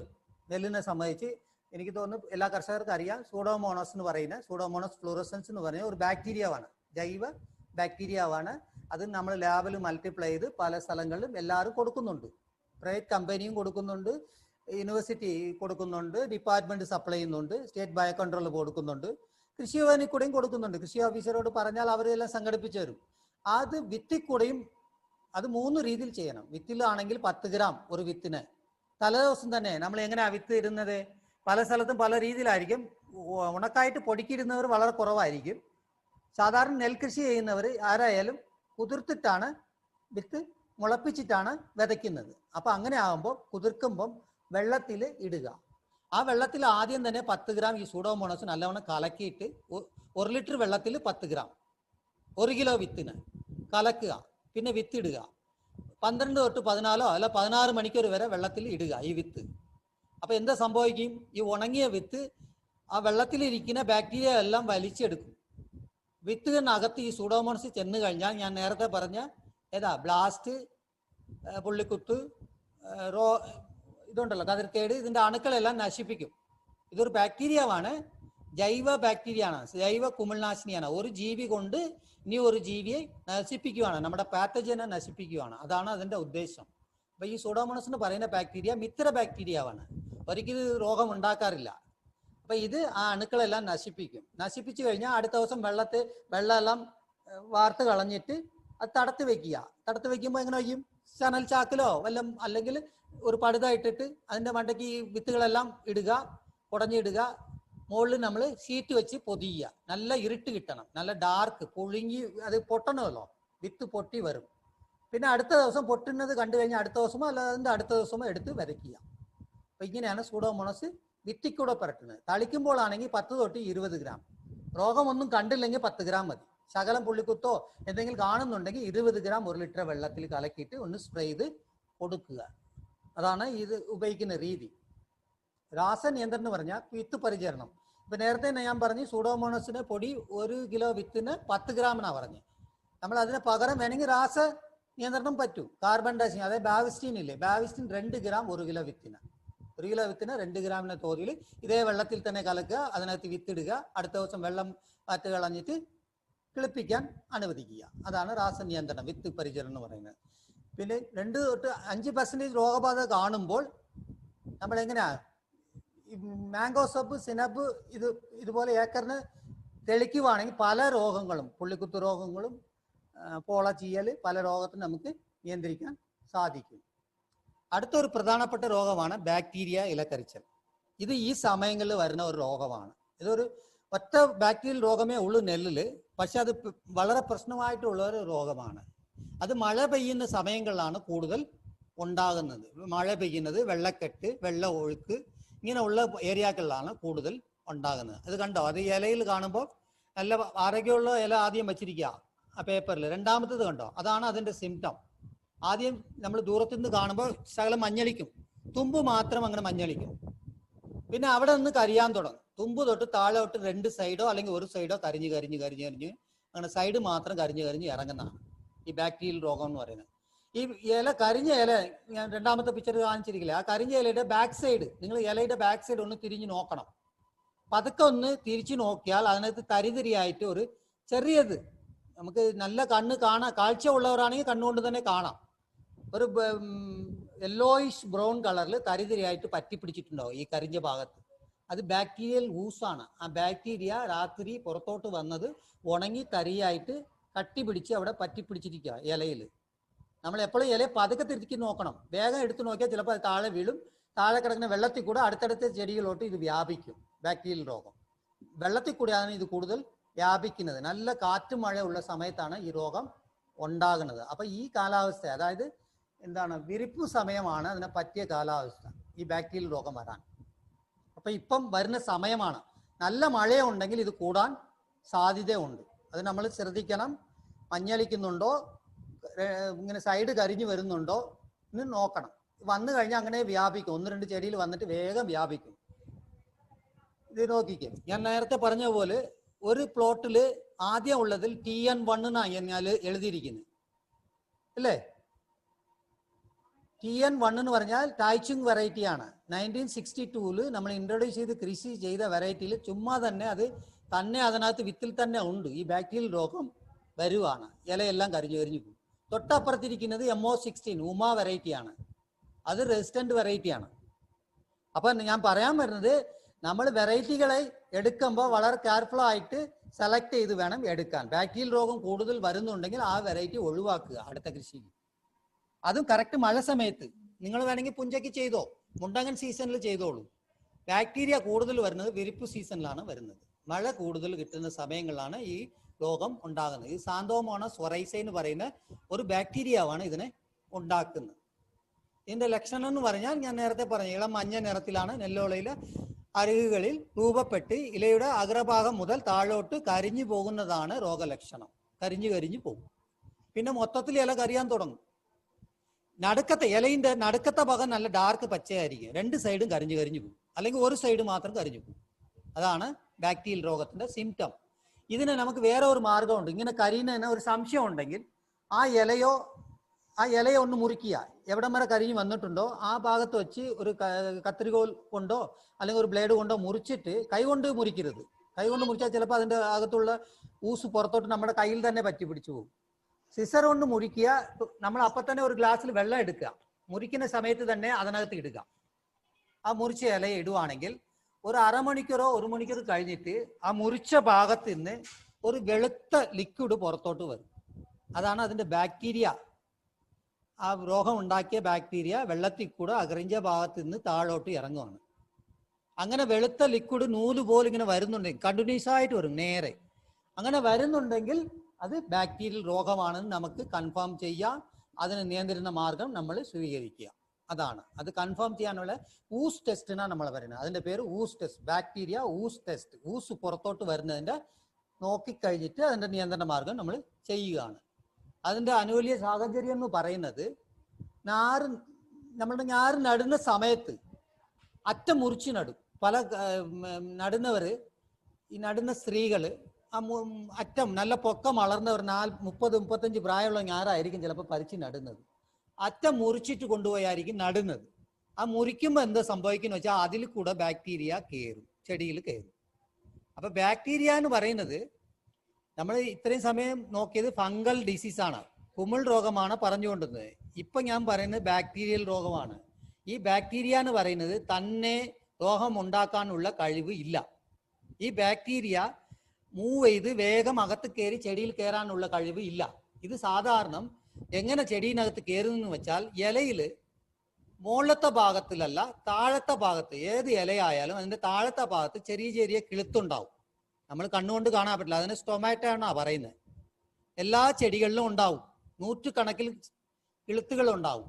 ആ കിളുത്ത് എന്തിനെന്ന് വെച്ചാൽ റെസ്പിറേഷൻ. നമ്മൾ ശ്വാസിക്കുന്നത് എങ്ങനെയാണ്? നമ്മൾ മൂക്കിൽ കൂടെയല്ലേ ചെയ്യുന്നത്. അതേപോലെ ചെടികള് കാറ്റ് എടുത്തിട്ട് പുറത്ത് കാർബൺ ഡൈ ഓക്സൈഡ് വിടുന്നത്, ഇങ്ങനെ അത് ശ്വാസിക്കുന്നത് ആ സ്റ്റൊമാറ്റോയിൽ കൂടെയാണ്. ആ സ്റ്റൊമാറ്റോയിൽ കൂടെയാണ് ഈ ബാക്ടീരിയ കയറുന്നത്. നെൽച്ചെടികളിൽ കയറുന്നത് ഇലയുടെ ആ സ്റ്റൊമാറ്റോയിൽ കൂടെ കയറും. അല്ലെങ്കിൽ നമ്മൾ എന്തെങ്കിലും ഒരു മുറിവ് ഉണ്ടാക്കി കൊടുക്കണം. നമ്മൾ എന്ന് വെച്ചാൽ നമ്മളല്ല, കാലാവസ്ഥ. ഇപ്പൊ നല്ല കാറ്റും മഴയും ഉണ്ടെങ്കിൽ, കനത്ത മഴയും ശക്തമായ കാറ്റുണ്ടെങ്കിൽ ചെടികൾ തമ്മിൽ മുട്ടുമ്പോൾ ചെറിയ ചെറിയ മുറിവുകൾ ഉണ്ടാകും. അടുത്തടുത്ത് ചെടിയിൽ മുട്ടുമ്പോൾ അതിൽ കൂടെ ആയിരിക്കും ഈ ബാക്ടീരിയ കയറുന്നത്. പിന്നെ അതേപോലെ വെള്ളം, ശക്തമായ പുതിയ വെള്ളം, ഒഴുക്ക് വെള്ളം വരുന്നുണ്ടെങ്കിൽ, നല്ല മഴ പെയ്ത് പുതിയ വെള്ളം വരുന്നുണ്ടെങ്കിൽ, ജലസേചനം ഉണ്ടെങ്കിൽ, അധികം ഉണ്ടെങ്കിൽ, ആ സമയത്ത് ഈ ബാക്ടീരിയ ഒരു ഏരിയയിൽ നിന്ന് അടുത്ത ഏരിയ കണ്ടത്തിലോട്ട് ഇത് വ്യാപിക്കും. ഈ രോഗങ്ങളെ പകർത്തി കൊടുക്കും. ആദ്യം വന്ന ഒരു ചെടിയിൽ ഉണ്ടായിരുന്നതിന് എല്ലാ ചെടികളിലോട്ടും ഇതും പകർത്തും. പിന്നെ കളകൾ ഒരു പ്രധാനപ്പെട്ടതാണ്. കള നിയന്ത്രണം നമ്മൾക്ക് അത്യാവശ്യമാണ്. കളയിൽ രോഗം ഉണ്ടായിരുന്നെങ്കിൽ അത് വീണ്ടും അങ്ങോട്ട് പകരാൻ സാധ്യത ഉണ്ട്. പിന്നെ കൂടുതൽ ചൂടെന്ന് പറയുമ്പോൾ 25 to 30 ഡിഗ്രി സെൽഷ്യസ് നല്ല ചൂടുള്ള സമയത്തും, നല്ല മഴയും ഉണ്ടാവണം. നല്ല ചൂടുള്ള സമയത്താണെങ്കിൽ ഇതിന് പറ്റിയ കാലാവസ്ഥയാണ്. പിന്നെ ഞാൻ നേരത്തെ പറഞ്ഞു, നൈട്രജൻ വളം താമസിച്ച് കൊടുക്കുമ്പോൾ ചില കർഷകർക്ക് 3 വളം കൊടുത്തു കഴിഞ്ഞിട്ട് ഇനിയും വിളവ് കൂടുതൽ കിട്ടണമെന്ന് പറഞ്ഞിട്ട് യൂറിയ മാത്രം ഇടുന്നവരും ഉണ്ടാവും. ഒരു 65-70 കൊണ്ടുപോയിട്ട് ഒരു വളം ഇടും അങ്ങോട്ട്. അങ്ങനെ അമിതമായ താമസിച്ചുള്ള അമിതമായ നൈട്രജൻ വളം വിട്ടു കഴിഞ്ഞാൽ ബാക്ടീരിയൽ രോഗം ഉണ്ടാകും. ഇത് 2 സമയത്താണ് ഉണ്ടാകുന്നത്. ആദ്യം നമ്മൾ നട്ട് 3 ആഴ്ച കഴിഞ്ഞിട്ടായിരിക്കും ഉണ്ടാകുന്നത്. അങ്ങനെ വന്നു കഴിഞ്ഞാൽ ചെടി തന്നെ ഉരുകിപ്പോവും, ഇല കരിഞ്ഞിട്ട് ഉരുകിപ്പോവും. നടുക്കത്തെ നാമ്പായിരിക്കും ആദ്യം ഉരുകുന്നത്. ഇന്നലെ എനിക്ക് തോന്നുന്നു എൻഡമോളജിയിൽ സാനാ സാറ് പറഞ്ഞു തരും, കുട്ടൻകുത്ത് വന്നു കഴിഞ്ഞാൽ ആദ്യം വന്നു കഴിഞ്ഞാൽ എന്ത് സംഭവിക്കും? നടുനാമ്പ് പോവും ഇല്ലേ? ആദ്യത്തെ കുട്ടൻകുത്ത് വരുമ്പോൾ ഡെഡ് ഹോട്ട് എന്ന് പറയും. അത് വലിച്ചാൽ അങ്ങോട്ട് കൈയോട് ഊരിപ്പോരും നടുക്കത്തെ നാമ്പ്. പക്ഷെ ഇത് അങ്ങനെയല്ല, ഇത് നടുനാമ്പായിരിക്കും പോകുന്നത്, വലിച്ചാൽ ഊരി പോരത്തില്ല. ഇത് ബാക്ടീരിയൽ രോഗമാണ്. അത് രണ്ടും തമ്മിൽ തിരിച്ചറിയാൻ ചിലർ വിചാരിക്കും നമുക്ക് കുട്ടൻകുത്താ വന്നിരിക്കുന്നത്, അത് തന്നെ മാറുമായിരിക്കും വിചാരിക്കും. ചിലപ്പോൾ അത് ബാക്ടീരിയൽ രോഗമായിരിക്കും വന്നിരിക്കുന്നത്. കറക്റ്റ് ആ 35-40 ദിവസം കഴിയുമ്പോഴായിരിക്കും ഇത് വരുന്നത്. അങ്ങനെ വന്നാൽ ചെടി തന്നെ ഉരുകിപ്പോകും. ഏത് ഏരിയയിലാണ് വന്നത് ആ ഏരിയയിലെല്ലാം കരിഞ്ഞു പോകും.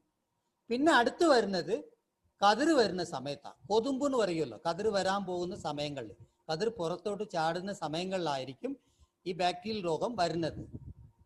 അപ്പൊ നമ്മൾ ആ സമയത്ത് ശ്രദ്ധിക്കണം. ഈ 2 സ്റ്റേജുകളിലാണ്. ആ സമയത്ത് ഒരിക്കലും വളം കൊടുക്കരുത്.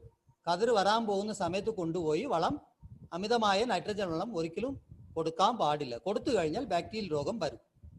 അപ്പൊ അത് നിയന്ത്രിക്കാൻ വേണ്ടിയാണ് നമ്മൾ സംയോജിത രീതിയിൽ വളപ്രയോഗം ചെയ്യണം. അപ്പൊ ഇത് പകർന്ന വിധം എന്ന് പറയുമ്പോൾ കാറ്റിൽ കൂടെയാണ് പകർന്നത്. നല്ല മഴ പെയ്യുമ്പോൾ കാറ്റുള്ള സമയത്താണ് ഇത് വ്യാപിച്ച് ചെയ്യുന്നത്. വിത്തിൽ കൂടെയും പകരും. ഞാൻ പറഞ്ഞില്ല 62-ൽ നമ്മൾ ഒരു വിത്ത് വാങ്ങിച്ചത് കൊണ്ടാണ് ഈ ആദ്യമായിട്ട് ഇവിടെ ഇൻട്രൊഡ്യൂസ് ആയത് ഈ ബാക്ടീരിയൽ രോഗം എന്ന് പറയുന്നത്. അപ്പൊ വിത്തിൽ കൂടെയും ഇത് പകരും. ബാക്ടീരിയൽ രോഗം വന്ന ഇപ്പൊ പാലക്കാട്ടില് ഒരു ബാക്ടീരിയൽ രോഗം കാര്യമായിട്ട് വരുന്ന സ്ഥലമാണ് ബാക്ടീരിയ ഇലകരിച്ചൽ. അവിടെ പാടത്തിൽ ഇലകരിച്ച വന്ന ഏരിയയിൽ നിന്ന് വിത്ത് സംഭരിച്ച് KSDA കൊണ്ടുവന്ന് കുട്ടനാട്ടിൽ കൊടുക്കുകയാണെങ്കിൽ കുട്ടനാട്ടിലും ബാക്ടീരിയൽ രോഗം വരും. അതാണ് ഞാൻ പറയാൻ വരുന്നത്. അതായത് ഒരു സ്ഥലത്ത് രോഗങ്ങൾ കൂടുതൽ ഉണ്ടായിരുന്ന സ്ഥലത്ത് നിന്ന് വിത്ത് സംഭരിച്ച് കൊണ്ടുവന്ന് അടുത്ത ഏരിയയിൽ കൊടുക്കുമ്പോൾ അവർ അടുത്ത കൃഷിക്ക് ഉപയോഗിക്കുമ്പോൾ ആ വിത്തിൽ പറ്റിയിരിക്കുന്ന ബാക്ടീരിയ സമയം ആകുമ്പോൾ ഇലയിൽ ഇത് കാണിക്കും, ബാക്ടീരിയൽ രോഗം വരും. അപ്പൊ ആ ബാക്ടീരിയൽ രോഗം വരാതിരിക്കാൻ നമ്മൾ എന്ത് ചെയ്യണം? ഒന്ന് വിത്ത് ഒഴിവാക്കുക. അത് നടക്കത്തില്ല. എന്താണെന്ന് വെച്ചാൽ ഗവൺമെന്റ് സംഘടിപ്പിച്ച് ഈ കൃഷിഭവന് കൂടെ കൊടുക്കുമ്പോൾ നമുക്ക് വിത്ത് വേണ്ടാന്ന് നമ്മൾ പറയത്തില്ലല്ലോ. അപ്പൊ അങ്ങനെ അല്ലെങ്കിൽ നമ്മൾ വിത്ത് പരിചരണം ചെയ്യണം. ഞാൻ നേരത്തെ പറഞ്ഞ പോലെ ജൈവ കുമിൾനാശിനി ആണെങ്കിൽ സുഡോമോണസ് ഉപയോഗിച്ച് സീഡ് ട്രീറ്റ്മെന്റ് കൊടുക്കുക 10 ഗ്രാം 1 കിലോ വിത്തിന്. അല്ലെങ്കിൽ രാസകുമിൾനാശിനി ആണെങ്കിൽ ഈ ബാവിസ്റ്റിൻ 2 ഗ്രാം 1 കിലോ വിത്തിന് കണക്കിൽ ട്രീറ്റ്മെന്റ് കൊടുത്ത് നമുക്ക് വിതയ്ക്കുക. അങ്ങനെ ചെയ്യുക. അപ്പൊ ആദ്യം തന്നെ ബാക്ടീരിയ നമുക്ക് നശിപ്പിക്കാൻ സാധിക്കും. പിന്നെ ഞാൻ വെള്ളത്തിന്റെ സലജേഷൻ പറയുമ്പോൾ വെള്ളം കൂടുതൽ കയറ്റരുത്. ബാക്ടീരിയൽ രോഗം കൂടുന്നുണ്ടെങ്കിൽ വെള്ളം ഇറക്കാൻ ശ്രമിക്കണം. പിന്നെ ആ വെള്ളത്തിൽ എന്തിടണം? നിങ്ങൾ എല്ലാവരും കേട്ട് കാണും. വെള്ളത്തിൽ ബാക്ടീരിയ ഉണ്ടെങ്കിൽ, ബാക്ടീരിയ വ്യാപിക്കുന്നുണ്ടെങ്കിൽ ആ വെള്ളത്തിൽ ബ്ലീച്ചിങ് പൗഡർ ഇട്ട് കൊടുക്കണം. 1 ഏക്കറിന് 2 കിലോ എന്ന തോതിൽ ബ്ലീച്ചിങ് പൗഡർ ഇട്ട് കൊടുക്കണം. ഞാൻ അടുത്തതായിട്ട് അത് പറയാം. അപ്പൊ നിയന്ത്രണ മാർഗങ്ങൾ, പ്രതിരോധി ശേഷിയുള്ള ഇനങ്ങൾ, കണകം, ഭദ്ര, ഇതെല്ലാം അതിന് റെസിസ്റ്റന്റ് ആണ്. ഏത്? ബാക്ടീരിയൽ ബ്ലൈറ്റിന്. നേരത്തെ പറഞ്ഞത് കച്ചിക്കുറ്റി നശിപ്പിക്കുക, കൃത്യമായ ഞാറകലം പാലിക്കുക, അതായത് സ്പേസിങ് കൊടുക്കണം. ഏത് രോഗത്തിനും ഞാൻ ആദ്യമേ ഈ ക്ലാസ് തുടങ്ങുമ്പോഴേ പറഞ്ഞു, ഒരു മീഡിയം ഡ്യൂറേഷൻ വെറൈറ്റിന് ഒരു 15 സെന്റിമീറ്റർ ഗ്യാപ്പിൽ വേണം നമ്മൾ വിതയ്ക്കാനോ നടാനോ. ഇല്ലെങ്കിൽ ഒരുപാട് രോഗങ്ങളും കീടങ്ങളും ഉണ്ടാകും. അപ്പൊ ബാക്ടീരിയൽ രോഗം കൂടാൻ സാധ്യത ഉണ്ട്. അതേപോലെ രാസവളപ്രയോഗം ഞാൻ പറഞ്ഞു. സ്പ്ലിറ്റഡ് അപ്ലിക്കേഷൻ, കറക്റ്റായിട്ട് നമുക്ക് വേണ്ട അളവിൽ 3 പ്രാവശ്യമായിട്ട് നൈട്രജൻ, യൂറിയയും പൊട്ടാഷ്യം കൊടുക്കണം. പിന്നെ ബ്ലീച്ചിങ് പൗഡർ ഞാനിപ്പോൾ പറഞ്ഞിരുന്നല്ലോ, ഈ ബാക്ടീരിയ നശിപ്പിക്കുന്നത് വെള്ളത്തിൽ കൂടിയാണ് ഈ ബാക്ടീരിയ അടുത്തടുത്ത കണ്ടത്തിലോ അടുത്തടുത്ത കർഷകരുടെ പ്ലോട്ടിലോട്ട് പോകുന്നത്. അപ്പൊ ബ്ലീച്ചിങ് പൗഡർ ഏക്കറിന് 2 കിലോഗ്രാം തൂമ്പുകളിൽ കിഴി കെട്ടിയിടുക. ചെറിയ തുണി സഞ്ചിയിൽ കെട്ടിയിട്ട് ഈ ബ്ലീച്ചിങ് പൗഡർ കെട്ടിയിടുക. അപ്പൊ അത് പതുക്കെ അഴിഞ്ഞ് വെള്ളത്തിൽ കൂടെ വ്യാപിച്ച് ബാക്ടീരിയ വെള്ളത്തിലുള്ള ബാക്ടീരിയ എല്ലാം നശിപ്പിക്കും. പിന്നെ അതല്ലാതെ ഇലയിൽ അത് കരിയാൻ തുടങ്ങിക്കഴിഞ്ഞാൽ, മഞ്ഞളിക്കാൻ തുടങ്ങി കരിയുന്നുണ്ടെങ്കിൽ 2% ചാണകത്തെളി തളിക്കുക. പച്ചച്ചാണകം 20 ഗ്രാം 1 ലിറ്റർ വെള്ളത്തിൽ, ഒരു ഉദ്ദേശം, ഒരു തീപ്പെട്ടിയുടെ അടപ്പ് കലക്കിയിട്ട് ആ വെള്ളം ഒരു 5-6 മണിക്കൂറോ വയ്ക്കുക. തെളിയണം. തെളിവെള്ളം കിട്ടുമ്പോൾ ചിലപ്പോൾ 5 മണിക്കൂർ നടക്കത്തില്ലായിരിക്കും, ചിലപ്പോൾ 7-8 മണിക്കൂർ വേണ്ടി വരും, ചിലപ്പോൾ 10 മണിക്കൂറും ആകാം. നമ്മൾ കൂടുതൽ പച്ചച്ചാണകം ഉപയോഗിച്ച് കഴിഞ്ഞാൽ തെളിഞ്ഞ് കിട്ടാൻ പാടായിരിക്കും. അളവോടുകൂടി ഇട്ട് കഴിഞ്ഞാൽ വേഗം തെളിഞ്ഞ് കിട്ടും. തെളിഞ്ഞ വെള്ളം തെളി മാത്രം എടുക്കുക. അതിൻ്റെ കൂടെ വേണമെങ്കിൽ നമുക്ക് അത് മാത്രം സ്പ്രേ ചെയ്താലും മതി. അല്ലെങ്കിൽ അതിൻ്റെ കൂടെ സൂഡോമോണസും നമ്മൾ പറഞ്ഞില്ലേ ജൈവ കുമിൾനാശിനി, അത് ഒരു 20 ഗ്രാം കൂടെ ചേർത്ത് സ്പ്രേ ചെയ്ത് കൊടുക്കുകയാണെങ്കിൽ നമുക്ക് ഈ ബാക്ടീരിയൽ രോഗത്തിനെ നിയന്ത്രിക്കാൻ സാധിക്കും. ബാക്ടീരിയ മാത്രമല്ല, ഏത് കുമിളിനും നശിപ്പിക്കാൻ ഈ കഴിവുള്ളതാണ് ഈ സൂഡോമോണസ് എന്ന് പറയുന്ന ജൈവ കുമിൾനാശിനി. ആ ബാക്ടീരിയൽ നിയന്ത്രണത്തിന് അടുത്തതായി സൂഡോമോണസ് ഞാൻ പറഞ്ഞു 10 ഗ്രാമാണ്, തളിക്കുമ്പോൾ 20 ഗ്രാമാണ്. രോഗബാധ കൂടുമ്പോൾ നമ്മുടെ കൺട്രോൾ വിട്ടുപോയി കൂടുതൽ കരിയുന്നുണ്ട്, സൂഡോമോണസ് സ്പ്രേ ചെയ്തിട്ടും കൺട്രോൾ ആയില്ലെങ്കിൽ സ്റ്റെപ്റ്റോസൈക്ലിൻ എന്ന് പറഞ്ഞ് ആന്റിബയോട്ടിക് കിട്ടുന്നുണ്ട് കടകളിൽ, വിഷക്കടകളിൽ കിട്ടും. അത് 10 ലിറ്റർ വെള്ളത്തിന് 2.5 ഗ്രാം എന്ന തോതിൽ സ്പ്രേ ചെയ്യേണ്ടി വരും. വേറെ മാർഗ്ഗമില്ല. ബാക്ടീരിയ എന്ന് പറഞ്ഞാൽ ഒരു വിധം നമുക്ക് കൺട്രോൾ ചെയ്യാൻ കിട്ടിയില്ലെങ്കിൽ നമുക്ക് കെമിക്കൽ തന്നെ ഉപയോഗിക്കണം. അപ്പോൾ 2.5 ഗ്രാം വേണം, മിനിമം 2.5 ഗ്രാം 10 ലിറ്റർ വെള്ളത്തിൽ ഈ സ്റ്റെപ്റ്റോസൈക്ലിൻ തലയ്ക്ക് ഒന്ന് സ്പ്രേ ചെയ്ത് കൊടുക്കണം. പിന്നെ വൈറസ് രോഗം, ഇത് പ്രധാനപ്പെട്ടതല്ല, ഞാൻ പറയുന്നത് ഒറ്റ റീസൺ ഇത് എന്തിനാണെന്ന് വെച്ചാൽ ഈ രോഗം പുറത്തുനിന്ന് വന്നെങ്കിലേ ഉള്ളൂ. പുറത്തുനിന്ന് വരാതെ നോക്കേണ്ടത് ആരുടെ ചുമതലയാണ്? കർഷകരുടെ ചുമതലയാണ്. എന്തായാലും നമ്മൾ ഡിപ്പാർട്ട്മെന്റുകാർ യൂണിവേഴ്സിറ്റിയോ ഒന്നും പുതിയ വെറൈറ്റി പുറത്തുനിന്ന് കടം മേടിച്ച് നമ്മളിവിടെ കൊണ്ടുവന്ന് ചെയ്യത്തില്ല. നമ്മൾ ഏതെങ്കിലും ബ്രീഡിങ് എല്ലാം ചെയ്ത് പുതിയ വെറൈറ്റി ആയിട്ടേ നമ്മൾ കൊടുക്കുകയുള്ളൂ. അതുകൊണ്ട് കർഷകർ എവിടെയെങ്കിലും പോയാൽ ദയവായി ഒരു വിത്തിനെയും പുറമിരുന്ന് കൊണ്ടുവരും. അപ്പൊ തുങ്ക്രോ ഗ്രാസിസ്റ്റന്റ്, ഇത് രണ്ടും വൈറൽ രോഗമാണ്. ഈ തുങ്ക്രോ എന്ന് പറയുന്നത് ഇതാണ് സിംറ്റം. ഓറഞ്ച് യെല്ലോ കളറിൽ ലീഫ് 2 സൈഡും പഴുക്കും, ഇങ്ങനെ മുരടിച്ചിരിക്കും. നെൽച്ചെടി മുരടിച്ചിരിക്കും. അപ്പുറത്തെ സൈഡ് കണ്ടോ, അത് ഏതാ? അത് തന്നെയാ, പച്ചത്തുള്ളനാണ്. ഈ പച്ചത്തുള്ളനാണ് ഇതിനെ പകർത്തുന്നത്. വൈറസ് രോഗത്തിന് മിക്കവാറും തന്നെ പകരാനുള്ള കഴിവൊന്നും ഇല്ല. വൈറസിന് മാക്സിമം പകർത്തുന്ന ഏതെങ്കിലും ഒരു വെക്ടർ വേണം, ഒരു ജീവി ആയിരിക്കും കൂടുതൽ അതിൽ ഉൾപ്പെടുന്നത്. അപ്പൊ ഇതിൽ ഗ്രീൻ ലീഫ് ഹോപ്പർ എന്ന് പറയും. പച്ചത്തുള്ളനാണ് ഈ വൈറസിനെ സക്ക് ചെയ്ത് നീരൂറ്റി കുടിച്ച് ഒരു ചെടിയിൽ, അസുഖമുള്ള ചെടിയിൽ നിന്ന് അസുഖം ഇല്ലാതെ ചെടിയിലോട്ട് പകർത്തി കൊടുക്കും. ഈ തുങ്കസ് വൈറസ് ആണ്. ഇത് വന്നു കഴിഞ്ഞാൽ ചെടിയെല്ലാം ഇതുപോലെ ഓറഞ്ച് യെല്ലോ കളറിൽ മാറും. മാറിക്കഴിഞ്ഞാൽ ചെടി മുരടിച്ചിരിക്കും, കതിര് വരത്തില്ല, നമുക്ക് വിളവേ കിട്ടത്തില്ല. കതിര് വന്നില്ലെങ്കിൽ പിന്നെ എങ്ങനെ വിളവ് കിട്ടാണ്? അപ്പൊ മൊത്തം പോയി. അത് ആ സീസൺ മാത്രമല്ല, ആ ഇനാക്കുളം ആ ഭാഗത്ത് തന്നെ സറൗണ്ടിങ് നിന്ന് കഴിഞ്ഞാൽ അടുത്തടുത്ത കൃഷിക്ക് ഇത് വ്യാപിക്കും, നമ്മുടെ മൊത്ത കൃഷിയെ ബാധിക്കും. അതുകൊണ്ട് തുങ്ക്രോ വൈറസ് വരാതെ നമ്മൾ നോക്കേണ്ടതാണ്. ഇത് 1984 ഒരു പ്രാവശ്യം വന്നിട്ടുണ്ട് കേരളത്തിൽ. ഇതേപോലെ ഏതോ ഒരു പുതിയ വെറൈറ്റി ചെയ്തപ്പോഴാണ് ഇത് സംഭവിച്ചത്. അപ്പൊ അതിനൊക്കെ നമ്മൾ റെസിസ്റ്റന്റ് വെറൈറ്റി ഉപയോഗിക്കുക. അഗ്രോണമിക്കൽ ആസ്പെക്ട്, വിളപരിപാലന മാർഗങ്ങളിൽ നോക്കിയ ജൈവിക നിയന്ത്രണമാണ് ഏറ്റവും നല്ലത്. രാസനിയന്ത്രണം നമുക്ക് പറ്റാതെ വരുമ്പോഴാണ് ചെയ്യേണ്ടത്. ഇതാണ് സംയോജിത രോഗനിയന്ത്രണം എന്ന് പറഞ്ഞത്. ഈ 4 ആസ്പെക്റ്റിലാണ് നമ്മൾ നിയന്ത്രിക്കേണ്ടത്. അപ്പൊ പ്രതിരോധി ശേഷിയുള്ള ഇനങ്ങളാണ് ഇത്. ഞാൻ നേരത്തെ ഒരെണ്ണം പറയുമ്പോഴും ഇത് പറഞ്ഞതായിരുന്നു. അവിച്ചൽ രോഗത്തിന് പവിളം, മകം, ഗൗരി ഇതൊക്കെയാണ്. കുലവാട്ടത്തിന് രഞ്ജനി, കാഞ്ചന. പോളച്ചീയലിന് കാർത്തിക, മകം. പുള്ളിക്കുത്തു രോഗത്തിന് പവിളം, കൈരളി, കാഞ്ചന, ആതിരയാണ്. ബാക്ടീരിയ ഇലകരിച്ചലിന് കനകം, ഭദ്രയാണ് റെസിസ്റ്റന്റ് വെറൈറ്റി. പിന്നെ വില പരിപാലന മാർഗങ്ങളാണ്. ഇതെല്ലാം ഞാൻ പറഞ്ഞ കാര്യങ്ങൾ തന്നെയാണ് ഈ ലിസ്റ്റ് ഔട്ട് ചെയ്തിരിക്കുന്നത്. കച്ചിക്കുറ്റി കത്തിച്ച് കളയുക, ആഴത്തിൽ ഉഴുതിടുക, രോഗം വന്ന ചെടികളെ നശിപ്പിക്കുക. അതൊരു പ്രധാനപ്പെട്ടതാണ് കേട്ടോ. കർഷകർ ഞാൻ നേരത്തെ പറഞ്ഞു, കണ്ടങ്ങളിൽ നടന്ന് വരമ്പിൽ നടന്നാൽ പോരാ, ഇടയ്ക്ക് ഇറങ്ങി നോക്കണം. ഇറങ്ങി നോക്കുമ്പോൾ എന്തെങ്കിലും ഒരു ചെടി തീരെ അവിഞ്ഞു പോയിട്ടുണ്ടെങ്കിൽ ആ ചെടി നശിപ്പിക്കുക. നമ്മൾ വിചാരിക്കും, നമുക്ക് മനസ്സ് വരത്തില്ല, അത് നശിപ്പിച്ചാൽ 10, 200, 300 മണികൾ വരേണ്ട ഒരു ചെടിയല്ലേ എന്ന് നമ്മൾ വിചാരിക്കും. പക്ഷെ ആ ഒരു ചെടി കൊണ്ടായിരിക്കും ആ ഏരിയയിലുള്ള 10-20 ചെടികൾ അവിഞ്ഞു പോകുന്നത്, അവിഞ്ഞു താഴുന്നത്. അതുകൊണ്ട് നമ്മുടെ നിയന്ത്രണ മാർഗങ്ങളിൽ പ്രധാനപ്പെട്ടത് രോഗം വന്ന് കൺട്രോൾ ചെയ്യാൻ പറ്റാതെ രോഗിയെ നശിപ്പിച്ച് തന്നെ കളയണം. ഈ വൈറസ് രോഗത്തിന് പ്രധാനപ്പെട്ട കൺട്രോൾ മെഷർ എന്ന് വെച്ചാൽ വെക്ടറെ കൺട്രോൾ ചെയ്യാൻ പറ്റിയില്ലെങ്കിൽ ഈ പച്ചക്കറിയിൽ നമ്മൾ പലതിലും കണ്ടിട്ടുണ്ട്. പയറിലോ പാവലിലോ എല്ലാം പടവലയിലോ ഒക്കെ വൈറൽ രോഗം വന്നു കഴിഞ്ഞാൽ മഞ്ഞളിച്ച് ചെടി മുരടിച്ചു പോകുന്നുണ്ടെങ്കിൽ അടുത്തടുത്ത് വ്യാപിക്കും. നമുക്ക് ഒന്നും ചെയ്യാൻ പറ്റില്ല. നിങ്ങൾ എന്ത് വിഷം അടിച്ചാലും അത് നിയന്ത്രിക്കാൻ പറ്റൂല. അപ്പൊ അങ്ങനെയുള്ള സാഹചര്യത്തിൽ ഒറ്റ ചെടിയിൽ വന്നെങ്കിൽ അത് ആദ്യമേ മാറ്റുവാണെങ്കിൽ അത് ഒരിക്കലും വ്യാപിക്കത്തില്ല, മൊത്തം നശിപ്പിക്കത്തില്ല. അതാണ് അതിന്റെ ഉദ്ദേശം. പിന്നെ വേപ്പം പിണ്ണാക്ക്, അതിന്റെ കാര്യത്തിൽ പറയുവാണെങ്കിൽ നമുക്ക് എത്രയും കിട്ടുമോ എത്ര കൊടുത്താലും വേപ്പം പിണ്ണാക്ക് കൊടുക്കുവാണെങ്കിൽ നല്ലതാണ്. അതുകൊണ്ട് ഒരുപാട് ഗുണങ്ങളുണ്ട്. ഏതാ? ജൈവമാണ്. വേപ്പൻ പിണ്ണാക്കിന് എന്താണ് ടേസ്റ്റ്? കയ്പാണ് ഇല്ലേ? കയ്പ് ആവുകയാണെങ്കിൽ ചെടി കയ്പാവും. അപ്പൊ എലി പോലും വെട്ടത്തില്ല, പല കീടങ്ങളും അതിന് അടുക്കത്തില്ല. എല്ലാം ഇതുപോലെ തന്നെയാണ്. റെപ്പലന്റ് ആക്ഷൻ ആണ്, റെസിസ്റ്റന്റ് ആക്ഷൻ ആണ്, പഞ്ചിസൈഡ് ആക്ഷൻ ആണ്. രോഗാണുക്കളെ നശിപ്പിക്കുകയും ചെയ്യും. അതുകൊണ്ട് വേപ്പൻ പിണ്ണാക്ക് ഏറ്റവും കൂടുതൽ ഇടുന്നത് നല്ലത് തന്നെയാണ്. നമുക്ക് ഇടയ്ക്ക് ഒന്ന് ഇട്ട് കൊടുക്കുന്നത് അതിന് പ്രത്യേകിച്ച് ഈ സമയത്ത് തന്നെ ഇടണമെന്നും ഇല്ല. അതേ സമയത്ത് മൂന്നാമത്തെ വളത്തിന്റെ കൂടെ യൂറിയയുടെ കൂടെ ചേർത്ത് കൊടുക്കുവാണെങ്കിൽ വളരെ നല്ലതായിരിക്കും. അതായത് മൂന്നാമത്തെ വളത്തിൽ നമ്മൾ ഏതാ കൊടുക്കുന്നത്? യൂറിയയും പൊട്ടാഷ്യാണ് കൊടുക്കുന്നത്. അപ്പൊ ആ യൂറിയ നമ്മളിപ്പോൾ 25 കിലോ ആണ് കൊടുക്കാൻ ഉദ്ദേശിക്കുന്നത്, 20 25 5:1 റേഷ്യോ ആണ്.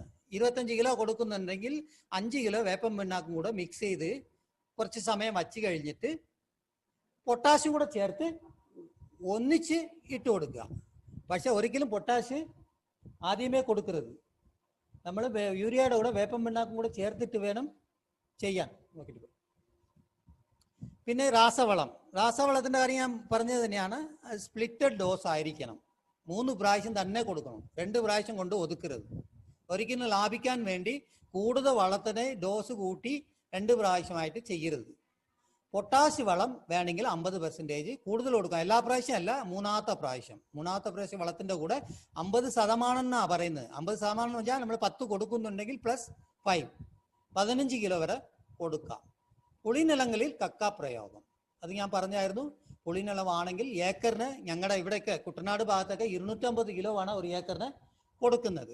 പക്ഷെ അത്രയും കൊടുത്തില്ലെങ്കിൽ പരിച്ചിനിടുന്ന ഇടപൊക്കുന്ന സമയത്തെങ്കിലും ഒരു 100 കിലോ എങ്കിലും ഏക്കറിന് 10 പാക്കറ്റെങ്കിലും എടുത്ത് ഇട്ട് കൊടുത്ത് ഉണ്ണി ഇളക്കം കിട്ടി ഇടപൊക്കി കഴിഞ്ഞിട്ട് വെള്ളം കയറ്റി ഇറക്കി പിന്നെ വളം കൊടുക്കുവാണെങ്കിൽ നല്ലതായിരിക്കും. ആ വളം എടുക്കുകയും ചെയ്യും, പുളി മാറവും ചെയ്യും.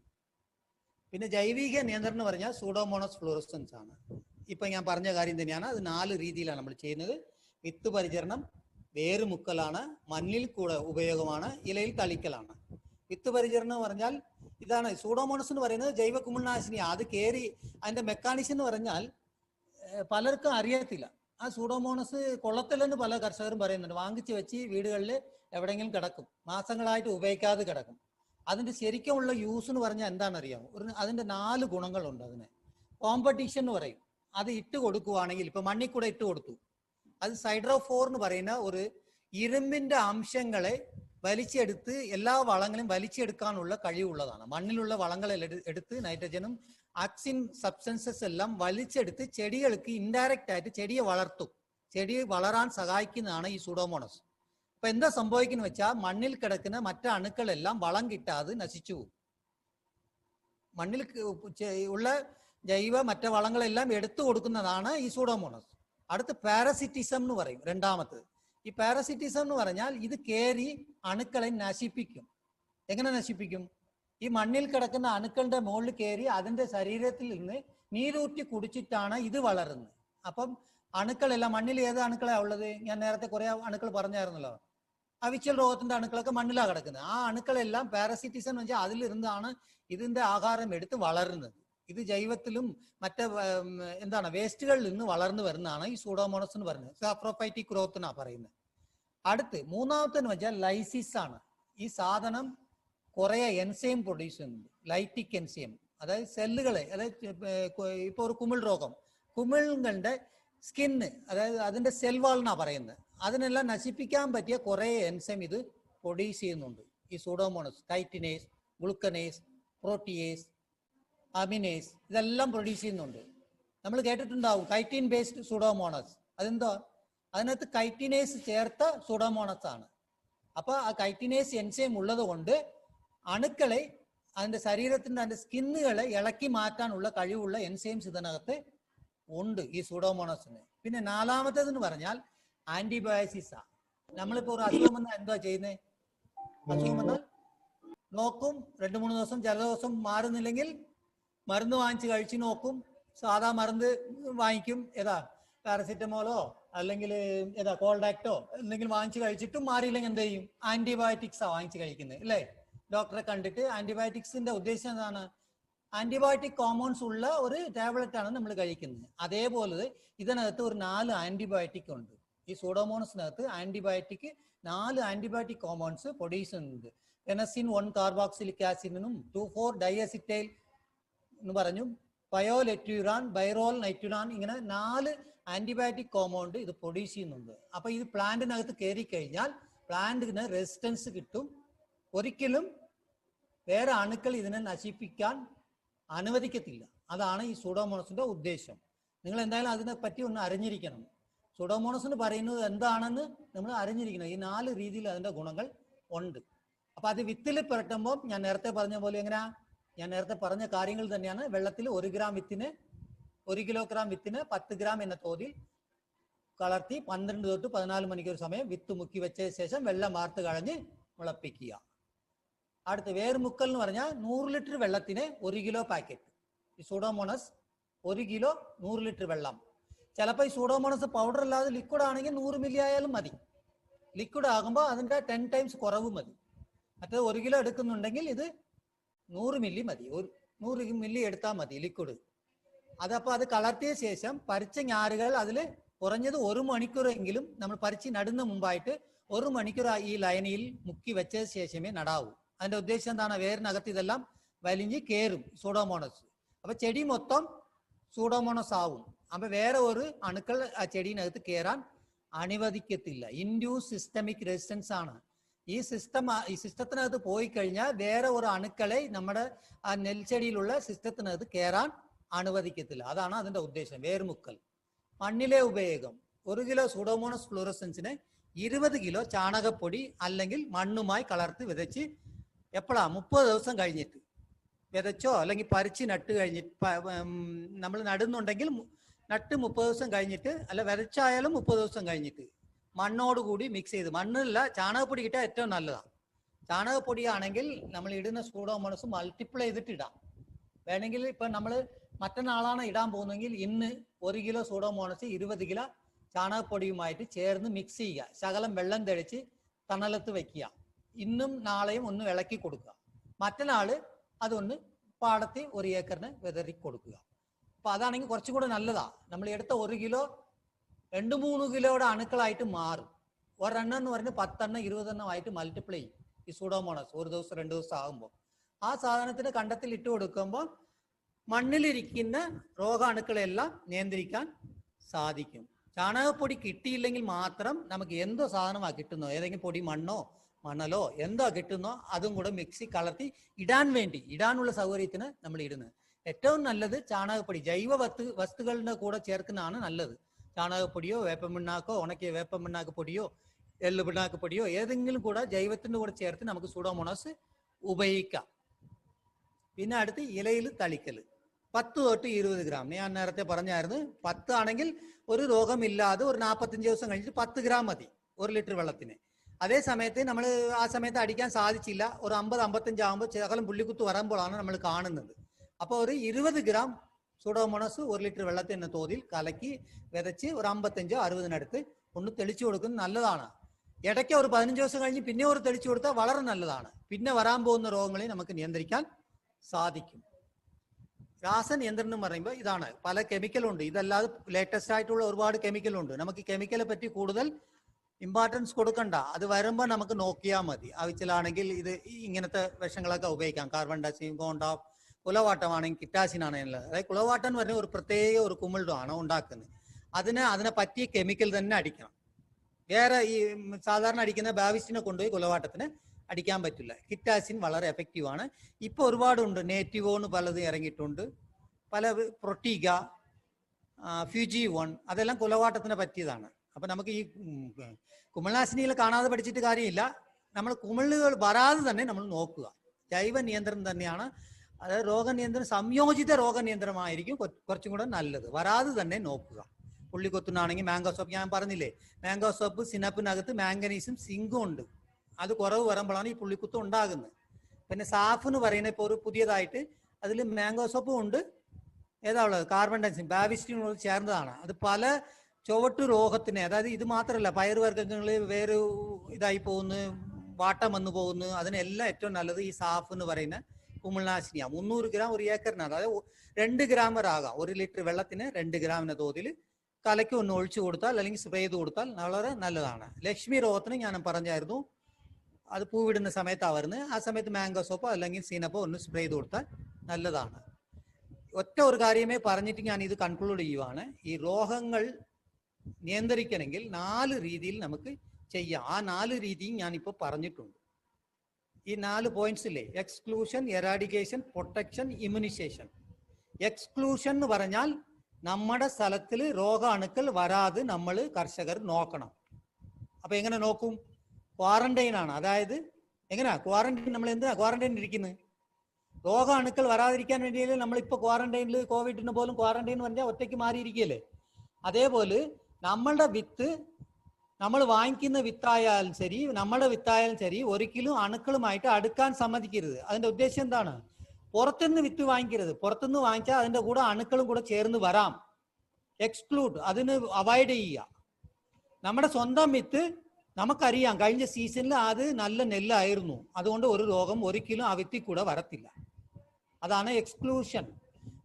ഡൊമസ്റ്റിക് ക്വാറന്റൈൻ, ഇന്റർനാഷണൽ ക്വാറന്റൈൻ ഉണ്ട്. അതായത് മറ്റ് സംസ്ഥാനത്തിരുന്നോ മറ്റ് വിദേശത്തുനിന്നോ, പലരും അങ്ങനെയും പറയുന്നുണ്ട്. ഞാൻ അമേരിക്കയിൽ നിന്ന് ഒരു സുഹൃത്ത് വന്നപ്പം ഒരു വിത്ത് കൊണ്ടുവന്നായിരുന്നു, ഞാൻ അത് കൃഷി ചെയ്തിരിക്കുകയാണെന്ന് പറയും. അത് നമ്മൾ വളരെ ഗമയായിട്ട് പറയുന്നതായിരിക്കും, പക്ഷെ അത് തെറ്റാണ്. അമേരിക്കയിലുള്ള കാലാവസ്ഥയല്ല നമ്മുടെ കാലാവസ്ഥ. പലരും അങ്ങനെ അറിയാതെ 100 ഗ്രാം 200 ഗ്രാം സ്വർണം, ഇപ്പൊ നമുക്ക് ഒരുപാട് പ്രശ്നങ്ങളുണ്ട്, സ്വർണ്ണക്കടത്തൊക്കെ പിടിക്കുന്നുണ്ട്. പക്ഷെ ഈ വിത്തിന് ആരും കാര്യമായിട്ട് മനസ്സിലാക്കുന്നില്ല. ഒരു സ്റ്റേറ്റിൽ നിന്ന് മറ്റേ സ്റ്റേറ്റിലോട്ടും, ഒരു രാജ്യത്തിൽ നിന്ന് അടുത്ത രാജ്യത്തിലോട്ടും വളരെ കൂളായിട്ടാണ് വിത്തുകൾ പോയിക്കൊണ്ടിരിക്കുന്നത്.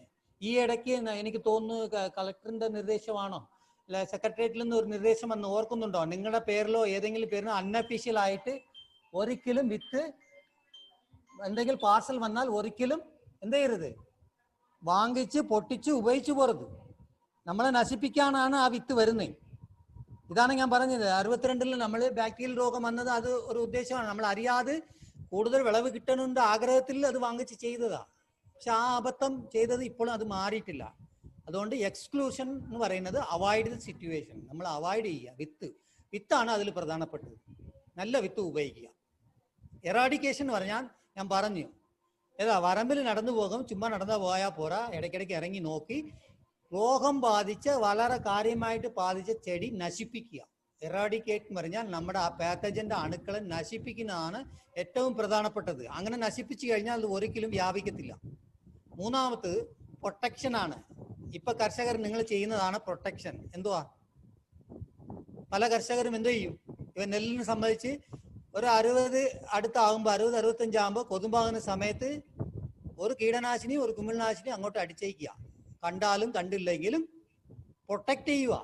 പ്രൊഫലൈറ്റിക് ആയിട്ട് രോഗം കണ്ടിട്ടോ കീടം കണ്ടിട്ടോ അല്ല ചെയ്യുന്നത്. ഞാനിപ്പോൾ എല്ലാ കർഷകരെയും പറയുന്നില്ല, ഇവിടെ കുറെ കർഷകർ അങ്ങനെ ചെയ്യുന്നുണ്ട്, അതുകൊണ്ടാണ് ഞാൻ പറയുന്നത്. അപ്പൊ അത് പ്രൊട്ടക്ഷൻ ആണ്. അതുകൊണ്ട് നല്ലതാണോ മോശമാണോ പറയൂ? അതായത് നല്ലത് തന്നെയാണ്, പക്ഷേ വിഷമാണ്. അതൊന്നും ആലോചിച്ചു വേണം.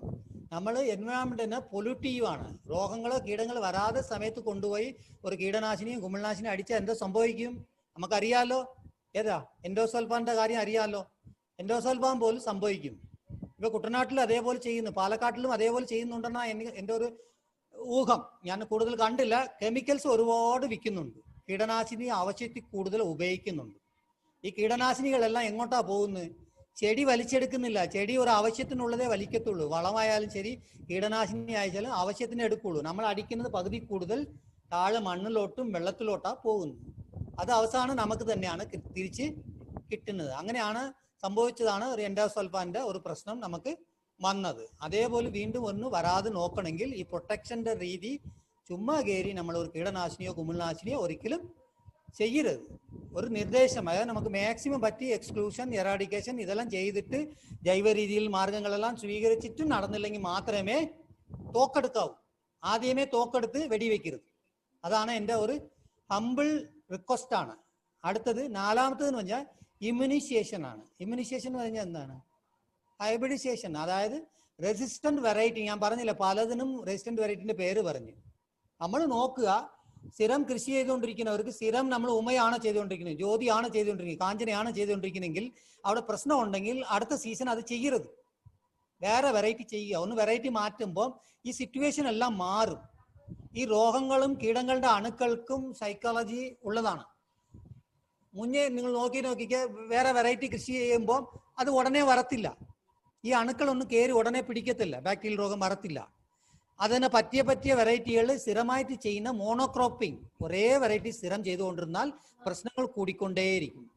അപ്പൊ നമുക്ക് ഒരു റെസിസ്റ്റന്റ് വെറൈറ്റി സെലക്ട് ചെയ്ത് ഇടുക, അല്ലെങ്കിൽ അറ്റ്ലീസ്റ്റ് ക്രോപ്പ് വെറൈറ്റി റൊട്ടേറ്റ് ചെയ്യുക, വേറെ വെറൈറ്റി ഒന്ന് കൃഷി ചെയ്ത് നല്ല രീതിയിൽ കൃഷി ചെയ്ത് നമ്മൾ കേരളത്തിന്റെ എന്താണ് പ്രൊഡക്ഷനെ കൂട്ടണം. ഇപ്പോഴും നമ്മൾ 40 ലക്ഷം ടണ്ണാണ് വേണ്ടത്. നമുക്ക് കിട്ടുന്നത് 15-16 ലക്ഷം ടണ്ണ് പോലും കിട്ടുന്നില്ല, ഉൽപാദനം ഉണ്ടാകുന്നില്ല. നെല്ല് 3/4 ഭാഗം അതർ സ്റ്റേറ്റിൽ നിന്നാണ് നമ്മൾ ഡിപ്പെൻഡ് ചെയ്തിരിക്കുന്നത്. അതിന് നമ്മളൊന്ന് ഈ സുഭിക്ഷ കേരളത്തിന്റെ പദ്ധതിയോട് കൂടി ഒരു സ്ഥലവും വേസ്റ്റായിട്ട് കളയാൻ പാടില്ല. നല്ല രീതിയിൽ കൃഷി ചെയ്യുക, കീടനാശിനി കുമിൾനാശിനികളെ ഒഴിവാക്കുക, ജൈവ രീതിയിൽ നിയന്ത്രിച്ച് നല്ല ഉൽപാദനം ഉണ്ടാക്കി നമ്മൾ കേരളത്തിനെ മുന്നോട്ട് കൊണ്ടുപോകണമെന്ന് എൻ്റെ ഒരു റിക്വസ്റ്റ് ആയിട്ട് കൊടുക്കുന്നു. അപ്പം ഇതുകൊണ്ട് എനിക്ക് ഈ ക്ലാസ് അവസാനിപ്പിക്കുവാണ്.